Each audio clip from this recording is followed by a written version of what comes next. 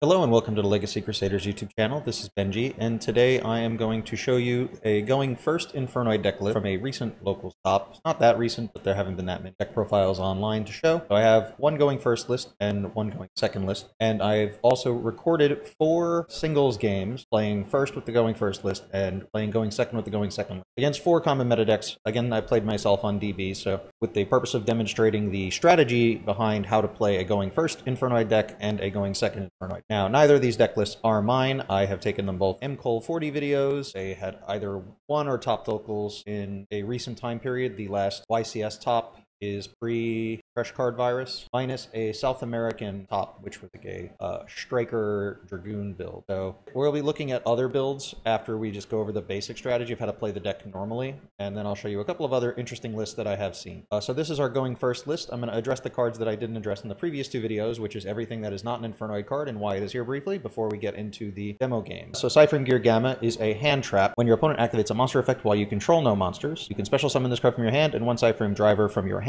or deck or graveyard, and if you do, negate the activation if you do destroy that card, and during the end phase banish that the face-up monster special summoned by this effect. The fact that this card cannot be normal summoned or set is important for the going second list, not as important for the going first list, but we play a bunch of cards that bait hand traps, and you can do it with no monsters because your Infernoids tribute themselves as cost to clear the field and make it easier to resolve Ciphering Gear Gamma. We play 1 driver so that we can resolve the Ciphering Gear Gamma.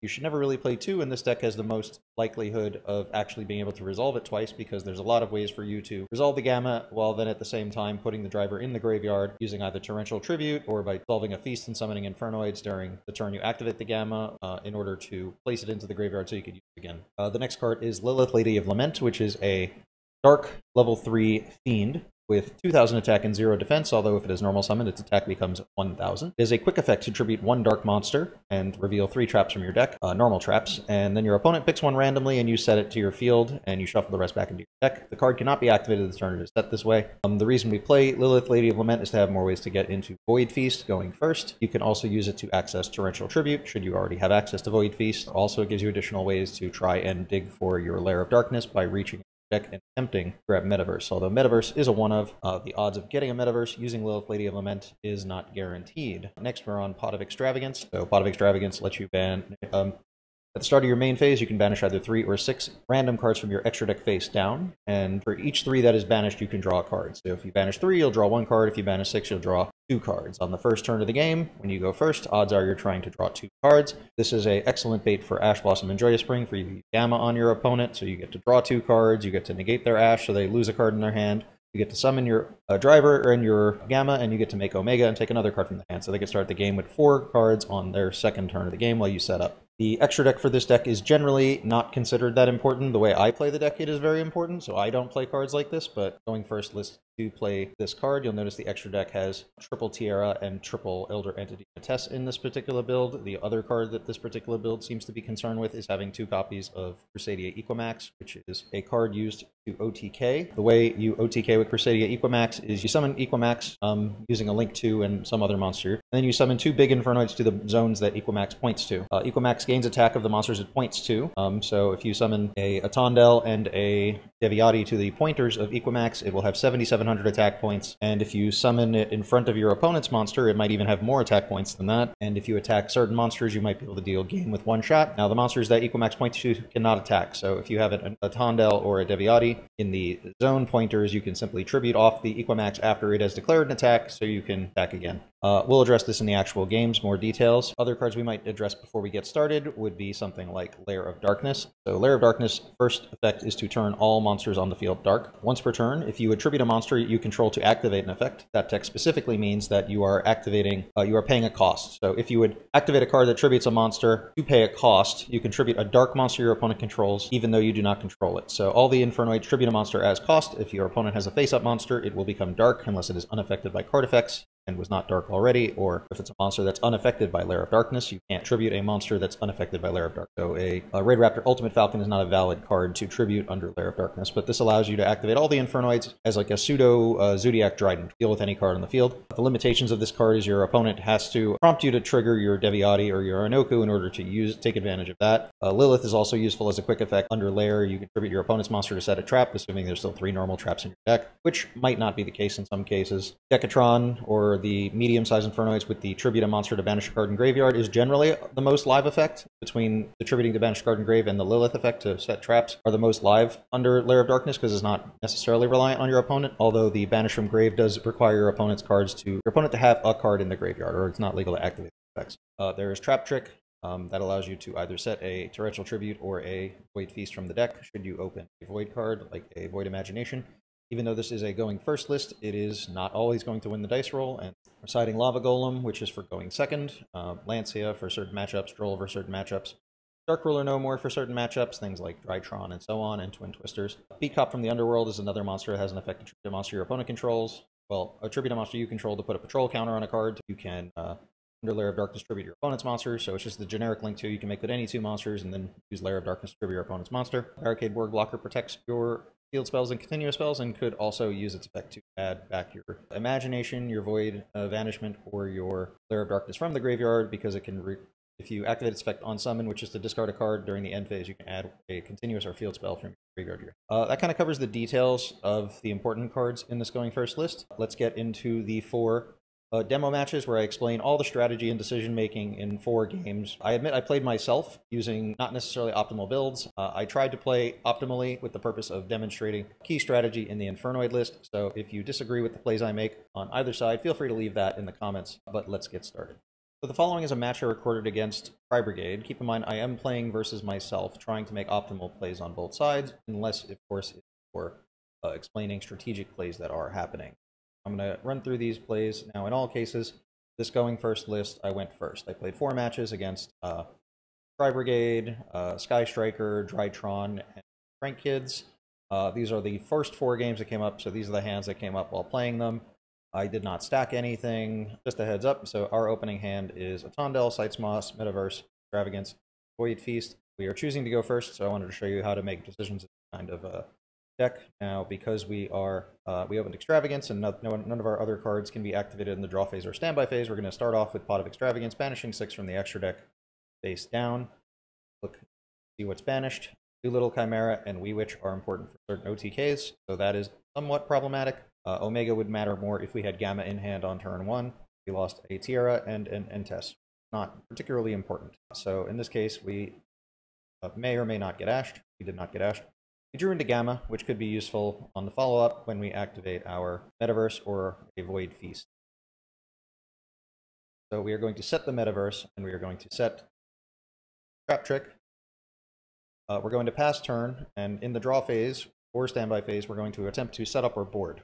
And the reason we're going to do it here, play around cards like Triple Tactics Talents, and in some cases when you can actually resolve a double Void Feast, you might summon 5 monsters, which makes you in Nibiru range, and since Nibiru can't be activated in the main phase, you can at least establish a negate for the Nibiru if you opt to summon 5 Infernoid, which you never have to do. But we're activating the Metaverse first, resolving it to activate Lair. I think I put it in hand by accident in replay. After it resolves, because we can't activate another trap after we resolve the Trap Trick, other than 1 more trap. So we want to get 1 trap out of the way so that Trap Trick will not lock us out. You'll do notice that I didn't set the second copy of Void Feast, and the reason for that is we need a face-up Void card, which we don't have on the field for the cost for the Void Feast, or 1 in our hand. We don't have to put a Void card face-up on the field in order to activate the Void Feast. I've seen a lot of new players just activate an Imagination for no reason, which it just signals that you have Void Feast for the most part. There's no point in really placing a Void Imagination face-up just so you can activate Void Feast. So we're going to Trap Trick, banishing Void Feast, and setting a Void Feast. There actually is one reason why you might activate an Imagination just to put it face up, and that's like against something like a Herald of Ultimateness or a Totally Awesome. They actually can't negate the effects of spells and traps that are already face up on the field, so placing them face up and passing turn in the hopes that they have to summon their Toad or their Herald, they will, and you'll be able to resolve it later. Although, with the pace the game's gotten to now, I don't think that's likely to resolve. So we banish a Void Feast from deck and set another copy. If you play Infinite Impermanence in your deck list, this is also a good way to put your Imperm in front of your opponent's set cards after the fact, so that they might have actually set their cards away from your traps, and then you suddenly put it in front of their cards. We're going to... Oh, another thing to know. If you play Imperm and you Imperm an opponent's card, be careful not to Trap Trick your trap into the column that you used Imperm in. It's like Imperming yourself, so you want to be careful about that. So now that we've resolved the Void Feast, we're going to we've attempted to bait Ash using the Lair of Darkness, which wasn't particularly relevant. We didn't get Ashed originally, but they could always top deck it as this. We're going to activate the Void Feast, sending the Void Feast in our hand to the graveyard. We are going to resolve Void Feast for 3 Infernoids. Now, this is a misplay of mine that I do quite often, but it didn't happen in this particular case. Your bigger Infernoids, you want to attempt to summon them into zones 1, 3, and 5. The reason you want to put them in those zones is to make Equimax take less resources, because if you don't have to link off a particular Infernoid, you can just leave it on the board. You don't lose resources when going into Equimax. Do notice I also put the Decatrons in attack position, and the reason for that is there are some matchups where you literally just throw away a Decatron for putting it in defense position. Like, there are some monsters that literally just cannot attack over a Decatron, and there are some monsters that very easily can. So depending on the scenario, if you're really concerned about dying, you may or may not want to place the Decatron in attack position right away. I generally put them in attack position. It's usually not a big deal. I mean, obviously it can be. Lightning Storm would blow this out really badly, so you have to determine what you want to do based on matchups. Now, most decks are going first and don't main, so I wouldn't worry about that. We're going to activate both Decatrons, resolving both. Now, the chain link resolves backwards, so this one would become Anoku, and then the other one would become Deviati. I just put that on the field so we can switch. There's always a chance in the replays I might have recorded, I might have forgot which one was which. I don't think that happened in this particular case. So in this case, we have a Spell and Trap negate in the Decatron that is Anoku, a Monster negate in the Decatron that is a Deviati. Now, you don't have to make them both different negates. You can make them both Deviati or both Anoku, but it really depends. You tend to do that depending on the matchup, is one reason. So if the matchup, you know that Anoku is better, you'll just put out 2 Anokus sometimes. You might want to have access to your Sights Moss, so you might send that to the graveyard with one of the Decatrons, because the D-Pro effect might be relevant against your opponent. Or you might send 2 Deviatis. In some cases, you might purposely hold an Anoku or a Deviati in the deck because you drew one, you had to throw it away for like Void Banishment or something, and you don't want to have no access to your fusion monster. So you might just send a suboptimal Infernoid, not because you want to play suboptimally, it's just you want to keep options in your deck live. So in order to resolve Imagination, you either have to have the Deviati or the Anoku in your deck. You might want to purposely not send certain ones to the graveyard, might want to keep certain ones in hand. Either way, we're going to resolve those. I'm just going to send these to the graveyard. Now, let's see. I wrote some comments on the side, but I kind of addressed a lot of them. There we go. So our opponent is opening Rescue Cat. We can assume they're on Tri-Brigade. This is probably meant to bait one of the negations if it can. Now, obviously, Rescue Cat could have attacked over a Decatron because they have 200 defense. This has 500, 200 defense. This has 300 attack, so it could simply attack over the Deviati, and that's the problem with sending one Nuke and one Deviati. Literally, a normal summon, attack over the right monster, and then resolve the effect in main phase 2 is something that can happen. But forcing your opponent's battle phase is sometimes all you need in order to win the game. Whoops. So they're going to activate the Rescue Cat. I'm going to use the Decatron, attributing itself. Now, you attribute Decatron itself when you want to play around Imperm, which is a possibility of a card that they had here. Although we have the other Decatron as Anoku that could potentially negate the Imperm. This also plays around Droplet because the card's not on the field to negate at this point. We're still currently playing into Gamma, but that was unavoidable. But at this point, the Rescue Cat sent itself to the graveyard as cost, so the effect is activating on field and resolving on field. And the Decatron that is Deviati is going to negate that effect and would normally banish the card, but if the card has moved itself from one place to another by cost, so it's not in the place where it activated, the card will not be banished. That is important for certain scenarios. So in this case, the Rescue Cat will not be banished. In this case, our opponent is going to activate a Foolish Burial. That could be to get another starter. In this case, they might not have Keras, and since we don't have a way to negate a Keras from summoning, unless we were to tribute off both the Decatron and the turn on the Gamma, which is part of the plan here, it might be better just to keep them off of it altogether. So in this case, they activate Foolish Burial. We activate Noku to negate Foolish Burial. And because in this case, the spell is still in the same place it activated when it resolved, it gets banished. So unlike Rescue Cat, which wouldn't get banished, Foolish Burial will get banished. Now we still have a DD Crow-like effect, and we are going to try and use that in a way. Let's see. Oh yeah, the other thing is you don't want to necessarily... we could have also used either Decatron to tribute the Sajet to maintain the negates for future turns. Problem with doing that is every time you keep the negates on the board, you're also establishing a scenario where you have monsters that are too high level for the level lock of the Infernoid deck. So if you control effect monsters whose total level is 9 or higher, you can't summon any Infernoids. So sometimes you want the Decatrons to just tribute themselves off so that they're out of your way right away. Let's continue. Our opponent's going to activate Fractal, sending Nerval. Nerval will add the Keras. So he had it anyway. In this case, he activates the Keras and discarding a kit. So there are actually 2 things here worth mentioning. At this case, the Keras is discarding the kit as cost. So the kit has not activated yet. It's in the graveyard. It was sent there as cost. Trigger has been met.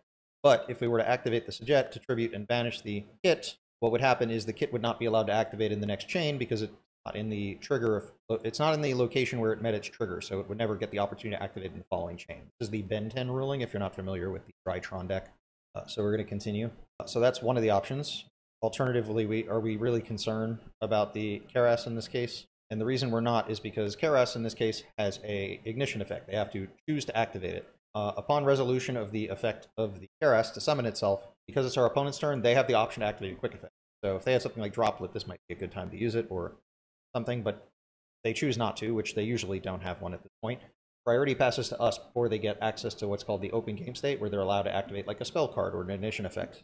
Because we're not in an open game state, we can simply activate Sujet, tribute the Keras as cost using the Lair of Darkness to banish a card in the graveyard. Now the card in the graveyard we banish, we might want to choose to banish based on leaving stuff in the grave for Called by the Grave. Now there wasn't a Called by the Grave in the deck list that we were using in this particular scenario, but you might want to like leave one copy of each name should you draw into like your Called by the Grave, so that if your opponent plays another one later, you can literally stop every card in the Tri-Brigade deck at this point, assuming we played Called by the Grave. Now the problem with this line is that we've established a scenario where our opponent is going to get a ton of tokens off of Lair of Darkness. One of the reasons I'm not the biggest fan of Lair of Darkness, it's not in my personal deck list, but it's not like it's a bad card. I just think that Lair is a bit reliant on too many other cards. You either need to establish the Infernoids, which you're not guaranteed to do, open Lilith, and keep your Lilith purposely. Keeping your Lilith just to make your Lair live, you're purposely not setting a trap card on the first turn, because you don't normally have a Dark Monster to tribute. Unless you activate Lair, summon an Infernoid, then summon Lilith, then use Lilith to tribute the Infernoid. But Lilith is the safest way to make sure that Lair is always live, because on the first turn, the Sujet doesn't have a card in the graveyard to banish. The Inoku and the Deviati of the Decatrons can be very easily played around if your opponent just attacks over them before using an effect, depending, or, you know, there's a lot of ways they can play around that.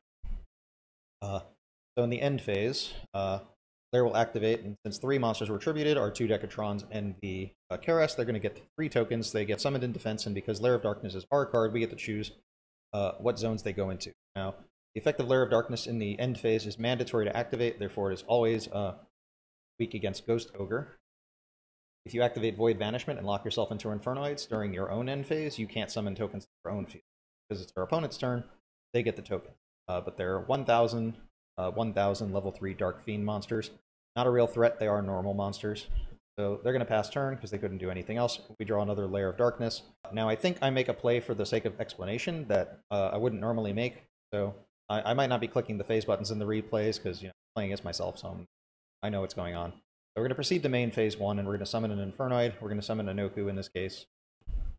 Okay, because we have Sujet established, we can very easily just tribute off any Tri-Brigade monster that they would normal summon. So they would need 2 Tri-Brigades in order to play.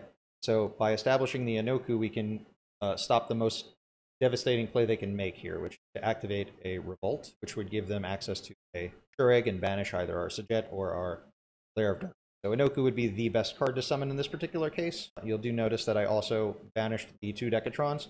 You don't really want to leave the Decatrons in the graveyard unless your deck is built to do so. Like my deck plays Void Purification, which means I can recycle my Decatrons. The Decatrons in the graveyard are a liability to Called by the Grave and Ice Dragon's Prison, because the other Infernoids can only be special summoned their own method or by Void Feast, ignores their summoning. The other cards aren't targets for Ice Dragon's Prison. So just purposely banishing your Decatrons and your Tiara, because the Fusion Monster can Monster Reborn. But I think for the sake of the video, I'm actually going to make a different play instead of summoning Inoku, just to demonstrate something else. So I'm going to put everything back.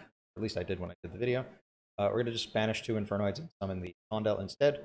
And the reason I wanted to demonstrate something here is that Lair of Darkness is actually a soft once per turn. So we're going to activate the Sujet, tributing 1 of the tokens to banish 1 of the cards in the graveyard. Again, you might want to keep certain ones to play around Call by the Grave. I can activate the second Lair of Darkness, sending the first one to graveyard. I think the Dueling Book is just programmed to put the new one into graveyard. Now the Tondel can also tribute 1 of his monsters at cost, because they have a once per turn effect. Once per turn, you can tribute a monster of your opponent's as if it were your own. So both Lairs have now done that. Now, because the Lair of Darkness has changed, there's also been only 1 token has been tributed. Only 1 Dark Monster has been tributed while Lair of Darkness is on the field. So in the end phase, we'll get 1 token. So in this case, we'll be proceeding to the battle phase. Now, do notice that I didn't attack with the Tondel first. And the reason for that is Tondel has to send the destroyed monster to the graveyard to activate its effect to gain a second attack, which sometimes plays into Gamma. But secondly, the token, as it is a token, does not go to the graveyard when you destroy it by battle. So the way to get maximum damage in here is to actually use Sajet first and then a Tondel. Now, I forget if I think I activated the Sajet effect for the sake of the explanation, which normally this is not something that would happen. Your opponent wouldn't normally send the best card in their extra deck to the graveyard just because it's stupid. There's no reason to do that. But every once in a while, your opponent will send a card they just don't think they need, and it is important to know that there's a possibility that that is productive for you. Secondly, they now have 14 cards in extra deck, so if you're playing against a deck that has a Pot of Extravagance, they can't resolve all 3 copies. Same thing for Pot of Prosperity. Anyway, so the token will be destroyed, and then we attack directly for 2,800. You can always try and summon the since you summon the tokens, you can always put them in zones that are bad for your opponent's extra deck. I'm not sure what a Fire Brigade deck would do with tokens. Again, this is not. Neither of these decks are mine. I'm playing whatever decks I found. Again, this was Catherine Onard I found on a MCall 40 video. First list. In the end phase, we activate Lair and we summon a token. Pass turn, because we're in control of the game. So this is where Infernoids become a control deck. We have 2 DD Crows, and Lair of Darkness is letting us essentially have a Trident. Our opponent's going to activate Tenki, activate Search Fractal, Summon Fractal. On summon again, we have quick effect priority before they get their ignition effect. Something else to know is if you normal summon like Lilith, Lady of Lament, you have a quick effect priority on your turn. So if you just activate Lair, your opponent doesn't negate it. You can just normal summon Lilith, and you have priority to activate Lilith. Pretty cool, and you can attribute your opponent's monster right away, even if it's like something like Dark Dragoon, which attributing a monster for cost does not target. So that's something. So we're just going to attribute the Fractal and banish a card from the graveyard. And let's say this was not a Fractal Overload Savage Dragon, had a negate or something. If we attribute it as cost, it's no longer on the field. They can't activate its negate. They wouldn't be able to activate their negate if their monster is already attributed cost. Because when you pay cost, they're paid when the card is activated, so the card doesn't stay on the field to activate in response. So that's something that needs to be known. Something else that needs to be known is that you can activate Lair, and then activate a card to tribute a monster. So if let's say I had no reason to tribute the monster he had, I could trigger the Lair of Darkness so that it would attempt to summon a token in the end phase because it's mandatory, and then activate the Lair to tribute off the token afterwards to clear the monster, but without giving them a token in their end. So you can purposely change the order in which you do the tribute versus the attempt to summon tokens, assuming you weren't forced to do so. Like, obviously, we couldn't let Fractal resolve, so we had to do Fractal. We had to tribute off the Fractal before then. But even if you give your opponent one token is not a big deal. Giving them 3 tokens is kind of a problem. You can just very easily use the Atondel, tribute off the token now, banish a card in graveyard. In this case, we could have just put the token in attack mode, attack directly for game, but I'm just going to demonstrate some other OTKs. At least that's what I did when I recorded this replay.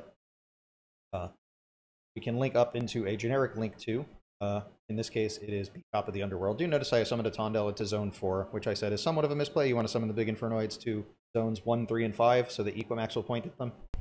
So in this case, we're just going to link... we make a link 2 because Equimax at least requires a link monster, so that link monster can be any link monster. We're going to link into a Crusadia Equimax. In this case, we're going to summon 2 big Infernoids. It is preferable if you have enough Infernoids to do so to summon Deviati. Now what we can do is we can attack directly with Equimax, which currently has D4 plus 2,000, 7,400 attack points directly. In this case, they would die, but if they wouldn't die, we can attack and then activate the Tondel to tribute off the Equimax to banish a card in their graveyard, assuming there is a card in their graveyard. That is important, and then we can attack directly with the Tondel and the Sights monster. Now, there's another play that I didn't do it in the video. Sometimes your opponent will have 2 defenders, and you can summon Atondel, Equimax, and Anoku, and you just don't put the Atondel in the Equimax pointer, and then the Atondel can get into battle with the 2 defenders, and then you can attack directly with Equimax for 5,000, because Equimax is 2,000 plus Anoku 3,000 is 5,000. Then Atondel can tribute off the Equimax, and you can get in directly with Anoku for 3,000. So 5,000, 3,000 is 8,000, and Atondel probably dealt some damage while killing the defenders. So this is one of the standard OTK lines.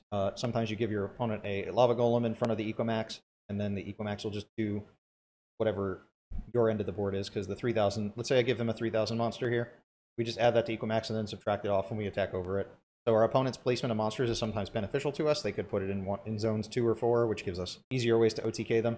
Sometimes you will make your Equimax bigger by pointing at one of those monsters, but then you just attack like a different monster they control. Like maybe they leave a Verte Anaconda. At this point, if we summon like Deviati instead of a Tondel and they activate like Nibiru or something, we can negate the Nibiru, and then we can summon our Tondel again and then attack for game. If we have a Deviati here, we're in the striker matchup, we can attack over like, or a Striker Link, and then when Ray activates in the damage step, Deviati can negate it by tributing the Equimax. All these things are just ways to clear the Equimax so you can still get in for game. So in this case, we have the attack.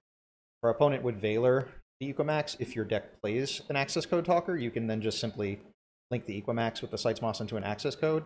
This particular deck list doesn't have that, but that would be 8100, and it would just pop whatever else is on the board.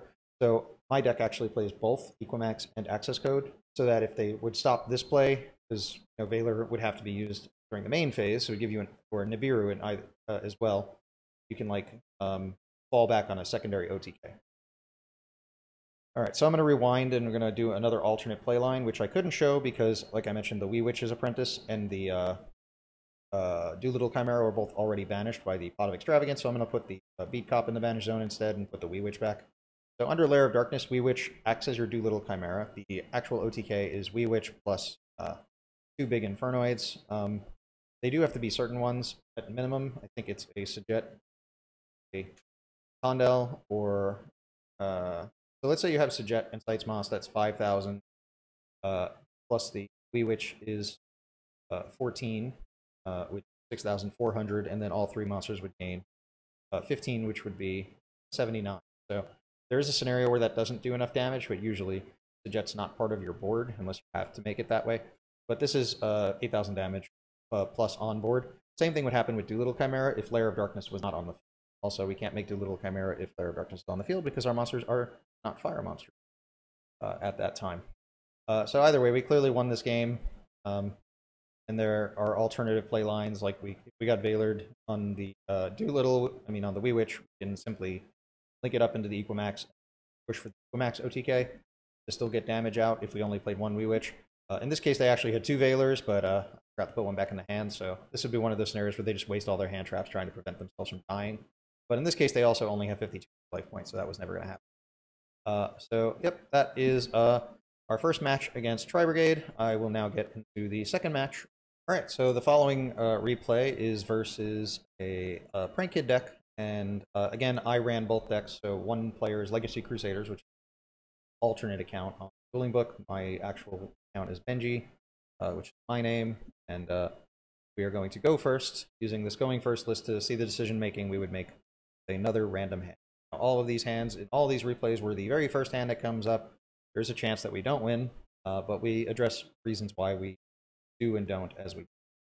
Let's get into the game. So regardless of who won the dice roll, we're going first because we're demonstrating the going first list. So in this case, we open some duplicate cards. We have 2 Lair of Darkness. 1 can be used on the next turn if we need to tribute off a second monster like we did in the previous replay. It is a soft turn.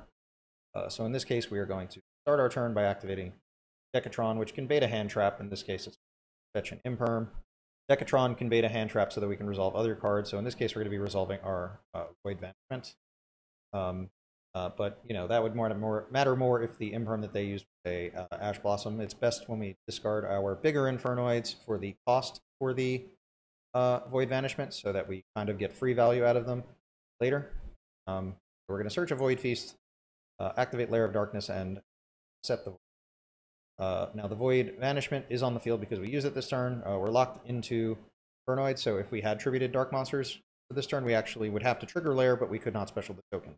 Because it's our turn, it would come to our field, but so we're just going to go to the end phase and trigger Lair, and nothing happens. Not that tokens were going to be summoned. In our opponent's draw phase, I think I accidentally drew cards there. I'm going to activate the Void Feast in the draw phase to play around something like Triple Tactics Talents. I'm going to summon the monster's attack position. I just fiddled around with it wrong. I'm going to send 1 of each negate. Again, the scenario that you would send those specific ones are dictated by the matchup, game 1, game 2. If you had to pitch, like if this Sights Moss was actually like an Anoku or a Deviati, we might want to not send an Anoku or Deviati to keep our imagination live. It would matter more if we drew imagination, because when you have Lair of Darkness, you don't need to be as concerned with OTKing your opponent using imagination. You can focus a little bit more on just controlling the game with the tribute effects. Now, because there's an Imperm in their graveyard, our Sajet is live immediately, which is also important. I decided in the replay to demonstrate a play we could have done in the previous turn. I didn't, which is to turn the Decatron that was negated into a Link Haribo. Now, in this case, it wouldn't really make sense to do that, I also don't have a Link Haribo in this deck, so we're going to pretend Gravity Controller is a Link Haribo. And the reason this is useful is if our opponent, if we activate the Decatrons when we're resolving the Void Feast and they had like a Valor, obviously this is the main phase, which is the demonstration.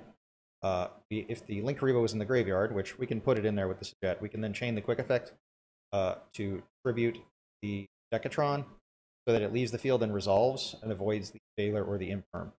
Again, this is not what would actually happen in the game, so we're just put everything back. So we're going to get back the Valor, put the Decatrons back on the field. So currently we have a Monster Negate, Spell Trap Negate. I forgot which one is which. The Decatron on the field is negated, and the Sujet is live, Lair of Darkness. So our opponent's going to open by normal summoning the Fansies. Now the Lair doesn't activate. I only activated it to indicate that we are going to be using the Lair Tribute, but it doesn't activate 2 Tribute. So we're going to activate Sujet paying cost. So when you activate Chain Link 1, the Prank Kid is going to go to the graveyard. Now you are allowed to target the same card you tributed to banish. So we're going to banish the Prank Kid so they can't recycle it with pranks. Now again, this play is only legal if there's a card in their graveyard. On our opponent's first turn, there tends to not be. So all 4 of our cards could have literally been dead if they just managed to find a way to just summon like a monster that attacks everything. They could just attack over everything without activating any effects, and Lair and all these negates would be pointless. But that's not common. So if they had to like terraforming or something, you know, that would put a card in graveyard. There's a lot of ways they put a card in graveyard right away, but it's not guaranteed. So they're just going to pass turn. Just to show you what's in their hand, they have Thunder Dragon, Fusion, Nibiru, Valor, and Ghost Bell. So this particular prank hand just didn't do anything. None of these cards really did anything against our deck. All of our monsters activated on their turn, so they couldn't Valor anything. So the Lair would have activated in their end phase to give them a token. I think I forgot to do it, so I just did it now. Mandatory, so we couldn't not do it. Next, we'll link into the Wee Witch. We tribute off the token. We didn't have to do it then. We could have waited a minute, summoned our monster first to play around like Gamma. Because you tribute their card as cost. If they don't have a card now, they could Gamma us. We're just going to summon Deviati as a monster negate. This plays around Effect Valor, Battle Fader. Have a monster to tribute as well. So if they were to Valor the Wee Witch, we could simply negate with the Deviati. Again, Valor wouldn't get banished because it's not a place where it activated when it resolved. It's graveyard instead of hand, so it was banished. So in this case, on the previous turn, when we activated the Sujet to tribute the Fansies, they could have activated the Bell to negate the Sujet, so it wouldn't banish the Fansies, but it would have still been tributed because the cost had to be paid when the card was activated. In this case, the Valor activated in the hand, and because it wouldn't get banished, it's not valid for the Deviati negated by the Bell, so that wouldn't really be useful here. Just demonstrating that that is something one might try to do. Just trying to show alternative play lines at this point. At this point, we're just attacking for game, because Wee Witch plus 2 big Infernoids, as I mentioned, is game. So Sujet plus a Tondel or bigger with the Wee Witch is game. We have the extra damage from the Decatron. All of these monsters are 500. So we have whatever it says on the board plus 2,000. Our opponent could try to bait us into getting Nibiru by activating Valor on the Wee Witch, because it forces us to maybe use our monster negate early, or maybe we don't use the monster negate. So let's say we don't negate the Valor, and we have to link up into like some bigger OTK play, Max here. That might get us to our 5th summon, where they can like try and nib us at that point. So the Valors could also try and bait us into getting nibbed. In this case, we still didn't summon enough times. Other things that suggested here. Yeah, we can go into Equimax. If they were to activate monster effect in the battle phase. Actually, this is a problem here. If we went with the Equimax play, we actually wouldn't win the game right now, and the reason for that is we started our play by tributing off their token with the Sujet. So we actually can't use the Sujet to tribute a monster to the Equimax off so that the Sujet and the Deviati can attack. So in this case, we can only attack with the Equimax. If our opponent were to activate a monster effect in the battle phase, we might be able to use the Deviati to tribute the Equimax to negate whatever monster effect is activated, and then remove it from field so we can attack for the Sujet and the Deviati for game. If we had our own monster effect we could trigger here, like a DD Crow or something, we could just activate Crow and then negate it with Deviati in the battle phase. In this case, that's not possible, so Jet actually can't attack. Why that glitch happened there. Equimax is going to get in for a whopping 7,300, and we're just going to wind up passing turn, and we tributed a monster, we'll get a token. So we have tribute fodder for our Deviati or Jet should we need to negate something. We'll set Torrential. Don't want to forget to set our trap cards when we have it. Pass to our opponent, they'll draw a Prank Kid. We tribute it, they have nothing to do. In this case, they could bell the Sajet, it wouldn't stop the Prank Kid from getting tributed. Funny things about Lair is it stops ABC. I think Union Hanger only equips the unions to the light monsters, or it might, if you normal summon like A, B, or C under a Lair of Darkness, either you can equip it to the dark monster, or something like that. So that's an issue. That's something that comes up by just playing Lair, making your opponent's monsters dark. Also, obviously, ABC has a bad matchup with the Infernoid because you can banish all the pieces before they can make the what do you call it? Before they can make the Buster Dragon. So if they never get all the pieces they need, Salamangreat need fire monsters to do a lot of their plays. In the Mermail matchup, which technically is sort of a bad matchup for this deck sometimes, or used to be, because they're both going second decks. They made you go first when you want to go second. Well, this particular build is first. Going first Infernoid builds are kind of a new thing. First list I saw that did that was Brothers. Anyways, so under Lair of Darkness, Neptibus, when it sends a water from deck to grave, you can't trigger the waters that it sends to grave because it was sent to the graveyard to activate the effect of a dark monster, not a water monster. So if you send like heavy infantry under Neptibus to the graveyard to try and pop the Lair of Darkness, the Neptibus will search the Atlantean from deck, usually Dragoons, but the heavy infantry can't activate because it was sent to pay the cost to activate a dark monster's effect. So Lair of Darkness also stops water monsters. Pretty good. So in this case, our opponent's just going to pass turn, and then we're just going to go for game. So that's the end of this match. Yeah, that's our match versus Prank Kids. We will take a look at our matchup with Drytron and Sky Striker after this. So in this case, we'll be going first against Sky Striker. Now, Sky Striker is occasionally a going second build. There are going first builds. Again, I just found a Striker list and put it into my other account. Took it from a particular source, so it was current. I don't know if they've updated it. So we're going to open. We have no card to activate during our standby phase, so we're going to activate Extravagance during the... And it has to be the first card we activate in the main phase. So we're going to activate Extravagance. Our opponent's going to activate Ash Blossom. We're going to respond with Gamma, which is the ultimate punish.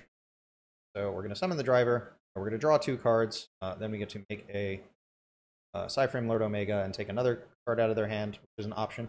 Now you'll notice that I went into Barricade Board Blocker. The reason I did that in this particular case is that the Omega was banished by the Extravagance. Again, these are replays, so I don't remember the specifics of every detail that happened when I played these matches. I did play them yesterday. Board Blocker's effect to activate in this case is not particularly useful because we don't currently have a continuous spell or field spell in our graveyard, but it's still useful for protecting our field spell and our continuous spells from being destroyed, because while this card's face up, they can't do that. The other reason we did this is to put the driver in the graveyard so it doesn't just get banished at the end of the turn. Our opponent has 4 cards, we have 5 cards. We actually have 6 cards. We have the board blocker. Next, we are going to... I'm just demonstrating how board blocker works. You wouldn't normally do that. You would throw away a lair just to show them you have a lair. That would be unnecessary to do. If you did some random milling first, you might do that if there's a card you want to add back. So in this case, we're going to hold the Entra because it has more value in hand than Sightsmoss does. So we're just going to search Void Feast. Now, summoning the Entra is a optional play, and in this case, our opponent has an Ash Engrave. So the Entra plus Lair become live right away, and that is a reason to summon the Entra here and banish your Sightsmoss. That way, there's already a card engraved, so you have a immediate use of Lair. This also allows you to push your Feast back farther, so you don't have to run like into like a Dark Ruler or like a Droplet. If you just, I've lost games by just putting all my monsters on the field. I'll double Void Feast, summon like 5 monsters, make all the negates, and then they'll just Droplet and then just kill your whole board. Whereas in this case, your opponent is put in a position where they have to out the Entra or the Lair before you activate the Void Feast. So there are some reasons to put the Entra on the field early. That's not necessarily the correct play. I probably wouldn't do it myself, but there is a chance that it might be strategically correct to just summon the Entra, just have an Infernoid on the field. In most cases, it's not. So we're going to go into the end phase. The Borg doesn't activate at this point. It would just pick up a card because it already activated. And the Lair has to activate. It is mandatory, even though in this case there is no token to summon. So, all right, our opponent's going to draw. Can activate Upstart. No, really want to do Upstart. I'm demonstrating why you might hold the card, but it could be incorrect. Like the talents, but odds are our Entra will have to be activated in phase anyway. So they activate Afterburners. Now, in this case, they don't have 3 spells engraved, but we could just activate the Entra to tribute itself so that Afterburners doesn't destroy the Entra, in which case if they did have 3 spells in grave, they wouldn't be able to destroy a spell or trap as well. But in this case, they would only be able to destroy the set, because Board Blocker is actually there and banishment. Now the reason they target the Entra is so that we can't have a quick effect on the field right now, but at this point there's no reason for us not to put out the negates using the Void Feast, so that's what we're going to try and do. They could have attempted to pop the Board Blocker, but that would depend on them having outs for the face-up spells already, or maybe they had 3 spells in grave. The Entra could also just have easily have tributed the blocker. So we're gonna banish the Upstart to keep them off of having enough spells to resolve the secondary effects of the Sky Striker cards. So they're going to activate Rhoda, Searching Ray. This is probably a misplay on my part. I probably should have just activated the Void Feast earlier. No way to really know. They could just have Widow Anchors. Now, in the Striker matchup, we know there's no reason to put the Decatrons in attack position. If they're summoning a monster, it has 1500 attack. That gets over our attack and defense, so we might as well put the Decatrons in defense position. There is always a chance they're on Lightning Storm, so we're playing around that a little bit. So we're going to resolve both. We can send Inoku and Deviati, because we really just need the Sujet here to deal with the Ray. Alright, so our opponent's going to start the turn with Dark Ruler No More.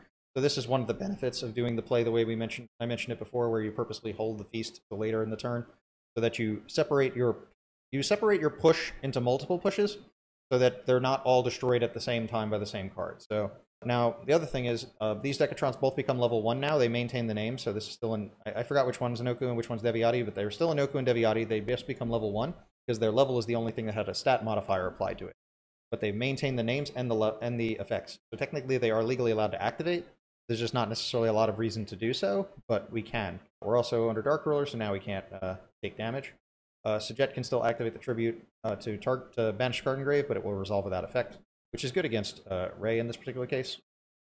So they're going to normal summon Ray. Now, because it is their turn, at the resolution of this action that takes place that does not start a chain, upon resolution we check to see if there are any trigger effects that are met. There are no trigger effects that are met when Ray is normal summoned that we can see. There would be if they had a Rose in hand. They could normal summon Ray and activate Rose if they have one. At this point, our opponent has the quick effect option to activate Ray. Now, Ray activating actually counts as tributing a dark monster, because one, Ray is always dark, but also layers on the field. And Ray's effect to summon a striker monster from the extra deck is a tribute as cost effect. If they choose not to activate Ray's effect, they pass priority to us before they're allowed to do an ignition effect or try to do a hard link summon, so we can just activate the Sujet, tribute the Ray. It's no longer on the field. Even though we're negated, we don't banish anything. But let's say they said yes to the Ray effect, they can summon the Kagari, activate the Kagari, and then we can chain the Sujet to tribute the Kagari, and because it was not sent to the graveyard by a card effect, it was just sent to the graveyard to pay the cost. It would not allow Ray to trigger, so they would get their Afterburners back, which could be useful for them. The Ray would not trigger, and they wouldn't get the Ray back. Now, in this particular case, I think they just actually... the hand I was playing with on the other end actually does have a Rose in it, so this way we play around just having our one monster... They play around their one monster just getting tributed. I didn't stack these hands, it just came out the way it is. So they're going to summon both. They can activate the Ray, and this way they get a guaranteed opportunity to add back the Afterburners.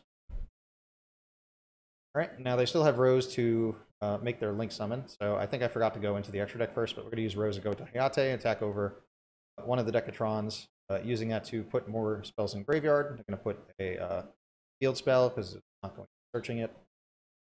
There are now 3 spells in graveyard, so the Afterburners can try and pop 2 cards. I'm going to activate the Afterburners. I believe this one was the Inoku, so it's going to activate tributing itself to 8, but it won't resolve. But in this case, because the burners get to destroy the targeted monster, its second effect, which says then, means A has to happen for B to happen. He can't destroy Lair, which would be good for him right now because the board blocker is negated, so he could do that at this point. So a misplay on the opponent's side, or my side at the time, is that I attacked over the Deviati when I should have probably attacked over the Inoku based on the playline. But that wasn't really planned on my part, it just happened that. So at this point, they're just going to go into Shizuku, go to the end phase, and search Engage. There are currently 3 spells in graveyard. We're up 1,000 life points, no damage is dealt. Yep. Lair will activate in the end phase, and there were several monsters tributed, so they're supposed to get tokens. I think I forget to put them there for a little bit. I think I do eventually put them there, so just so you know, so the replay for accuracy will do that. I summon the Deviati so it can negate the Ray engrave. They can't bell the summon of an Infernoid. I just did it for educational purposes. Infernoid's ability to summon themselves are not activated effects, and technically, because they can't be normal summoned, they are not effects whatsoever. Meaning you can attempt to summon Infernoids while Necro Valley's on field, as long as you banish the cards from your hand. You can summon them from the graveyard. You can't do it with something like Machina Fortress, because it is a unclassified effect. It can be normal summoned. So we're going to put the bell back in hand, because that was a demonstration. I've now remembered that they have all these tokens, because I had a play line originally when I started this turn. Forgot about all the tokens being there. 3 tokens were summoned because the Ray was tributed. The Ray tributed itself to activate its effect. The Sajet tributed the Kagari, and then the Decatron tributed itself, even though it was negated. So they get 3 tokens in the end phase from Darkness, which is good in the Striker matchup to give them lair tokens, because it turns off potential setting Striker cards. In this particular case, they don't have any, or they only have Engage, which is no reason to set. We're going to use the Sajet to tribute one of the monsters, banishing Ray Engrave. We're going to summon the Lilith and then activate the lair, the second copy of lair. So now we can do the soft once per turn. Lilith to tribute another token, because the reason we're tributing the tokens is they're in defense position, so we can do damage to Dooku. Currently, they think there are 4 spells in grave, or 3. 4. Our monsters are losing 400 attack points. We activated Lilith, so we're just going to try and get access to a trap card. In this case, there were options to get 3 Torrentials, because all 3 Torrentials are in the deck. I purposely grabbed 1 Trap Trick, just thinking, you know, it might be better to just get a Trap Trick, so that if they activate, like, jamming waves and target the Trap Trick, we can feign it and then put the Torrential on the field afterwards. So there are some merits to doing that. Also, if we draw a Void card, we still have the option of going into Void Feast. Again, the options are dictated by what you sense. In this case, I'm going into Equimax. Again, this is a similar misplay I probably shouldn't have done, but I think I forgot I wasn't paying attention to it, because in this case, we actually can't tribute off the Equimax to try and get in for game, so this was like kind of silly to do. Could have just kept the Lilith, gotten another trap later. I think resolved a... What traps did we resolve? Just the Beast? Yeah, so linking off in this particular case was probably a misplay. We might as well just keep the monsters and just beat over all of these and have a little bit more control of the board. Have monsters tribute off for the Deviati. Either way, we're going to get in for a ton of damage. They're going to take 5,400. I don't remember if the damage is accurate. We get 1 token in the end phase, because this lair was only on the field for 1 tribute from the Lilith. The Sajet tributed on the previous lair. That lair was not on the field. Our opponent's going to summon a Bell, because they need to clear their monster zones to go into to activate Engage. Now we could just try and tribute that so that they don't go into like Fibrax or something. So in this case, I'm going to link in for Fibrax. I'm going to use the Deviati tributing my token. So I actually decide that it's better to show you that you don't always have to distribute your opponent's cards. You might as well save that. So in this case, if they manage to put a monster on board, we can still tribute it off with the Jet. So in this case, Engage is going to be activated. They're going to search Widow Anchor. I think I make a mistake with like the end of how this game goes. So Talents is now live because we activated the Deviati. They're going to activate to take. I'm trying to decide how I want to play that out. Kind of screw up. I'm not used to playing on DB. Then so they activate Talents to take, and then they chain Widow Anchor targeting the Equimax, because it's like a Link 3. So if they take both, they can just go into Link 4 and make access. So I tribute off the Equimax, banishing the Engage from the graveyard. Ray in there. Ray is also an alternative worth knowing. In this case, they take the Deviati and attack over the Jet. I think I forget to just put the Sajet in the graveyard, but I don't think it was really relevant. The tokens get summoned. I activate Extrav. I draw 2 cards. Normal the Decatron. Activate the Jet, tribute a card. I'm sure this game was winnable from this point. We could have just torrentialed on the normal summon of the Decatron by activating the Trap Trick, and then summon back an Infernoid and attack for game. So there was an option to win that way, and I guess I forgot to put my Sajet in the graveyard. But so that's our Striker matchup, and then we have a Drytron matchup going first, and then we'll take a look at the going second deck list. Alright, so we are going first against Drytron in this particular case. Again, I just played whatever deck list I can find that was easy to access. All these deck lists were taken from the Davinator 1212 Discord server. They have a little fun Yugioh like Pokemon Gym challenge, and they had some decks in their Discord server. So I took a bunch of these in the past just to have them in my DB for uses like this, and it just happens to have come up. So keep in mind, these aren't necessarily the best built decks. They're not bad. But they're probably not optimal. They're also from earlier in the format. Either way, we're playing against Drytron. We're going first. Again, this is the going first list. I'm not going to show you what to do necessarily if you lose the dice roll. have to figure things out on the fly, we'll show a going second list. I'm sure everything I cover will be relevant. Should you lose the dice roll and have to make a decision? I know it's scary for some of you. So our Drytron friend is going to open Lancia. Now, I don't know if they would normally do that, but it is what I did for the sake of this video. We're going to activate Gamma. So let's just look at their hand really quick. They have Herald, Prosperity, Talents, Zeta. I'm not sure how close to full combo that is. I'm not sure why I decided that the Lancia activation was good. Probably wouldn't happen in game 1. I guess it's possible that it would. Back then, people were playing one of Lancias. I guess... Oh, I know why I said this was fine. A lot of decks will activate Lancia at the start of the draw phase or standby phase to play around 1, Talents. 2, to prevent their opponent from just activating Desires. Or Prosperity. Because if you activate those cards, you pay the cost. And Lancia doesn't negate them, so they just resolve, and then the Lancia kind of loses value. So using your Lancia right away is often the right play when you do bother to play it. Otherwise, you might not get any value out of it. So that's why I decided to play it for this particular replay. There's no guarantee that would happen. So we're going to Extrav, draw 2 cards. We drew another Gamma, which is really useful here. Do notice we didn't actually banish our Omega this time. So we get some value off of making the Driver and the Gamma into Omega and taking a card from our opponent.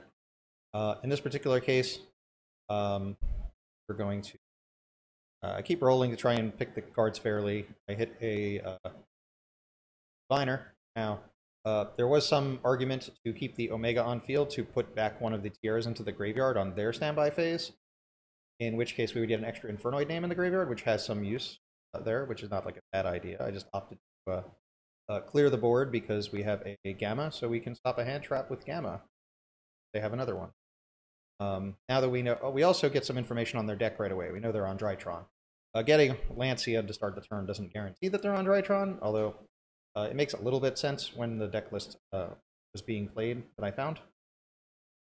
Going to activate the Terraforming to search Lair, just in case they have Ash. Obviously, Drytron's not likely to have an Ash. Now, because the Vanishment is going to... I'm not sure why I didn't just activate the... Oh, I know. I was going to discard the Gamma anyway for the Vanishment, so I might as well commit to the Decatron, making the negate first, just in case they hold the Ash.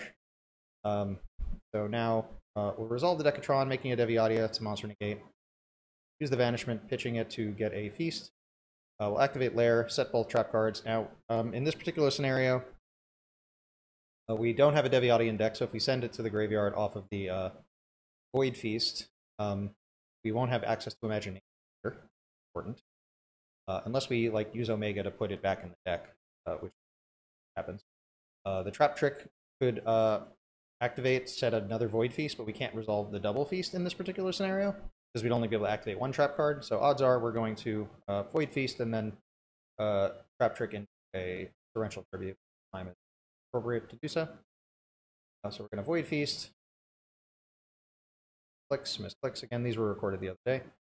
Now, because I know the matchup that they're on, I actually elect to put the Decatrons in position.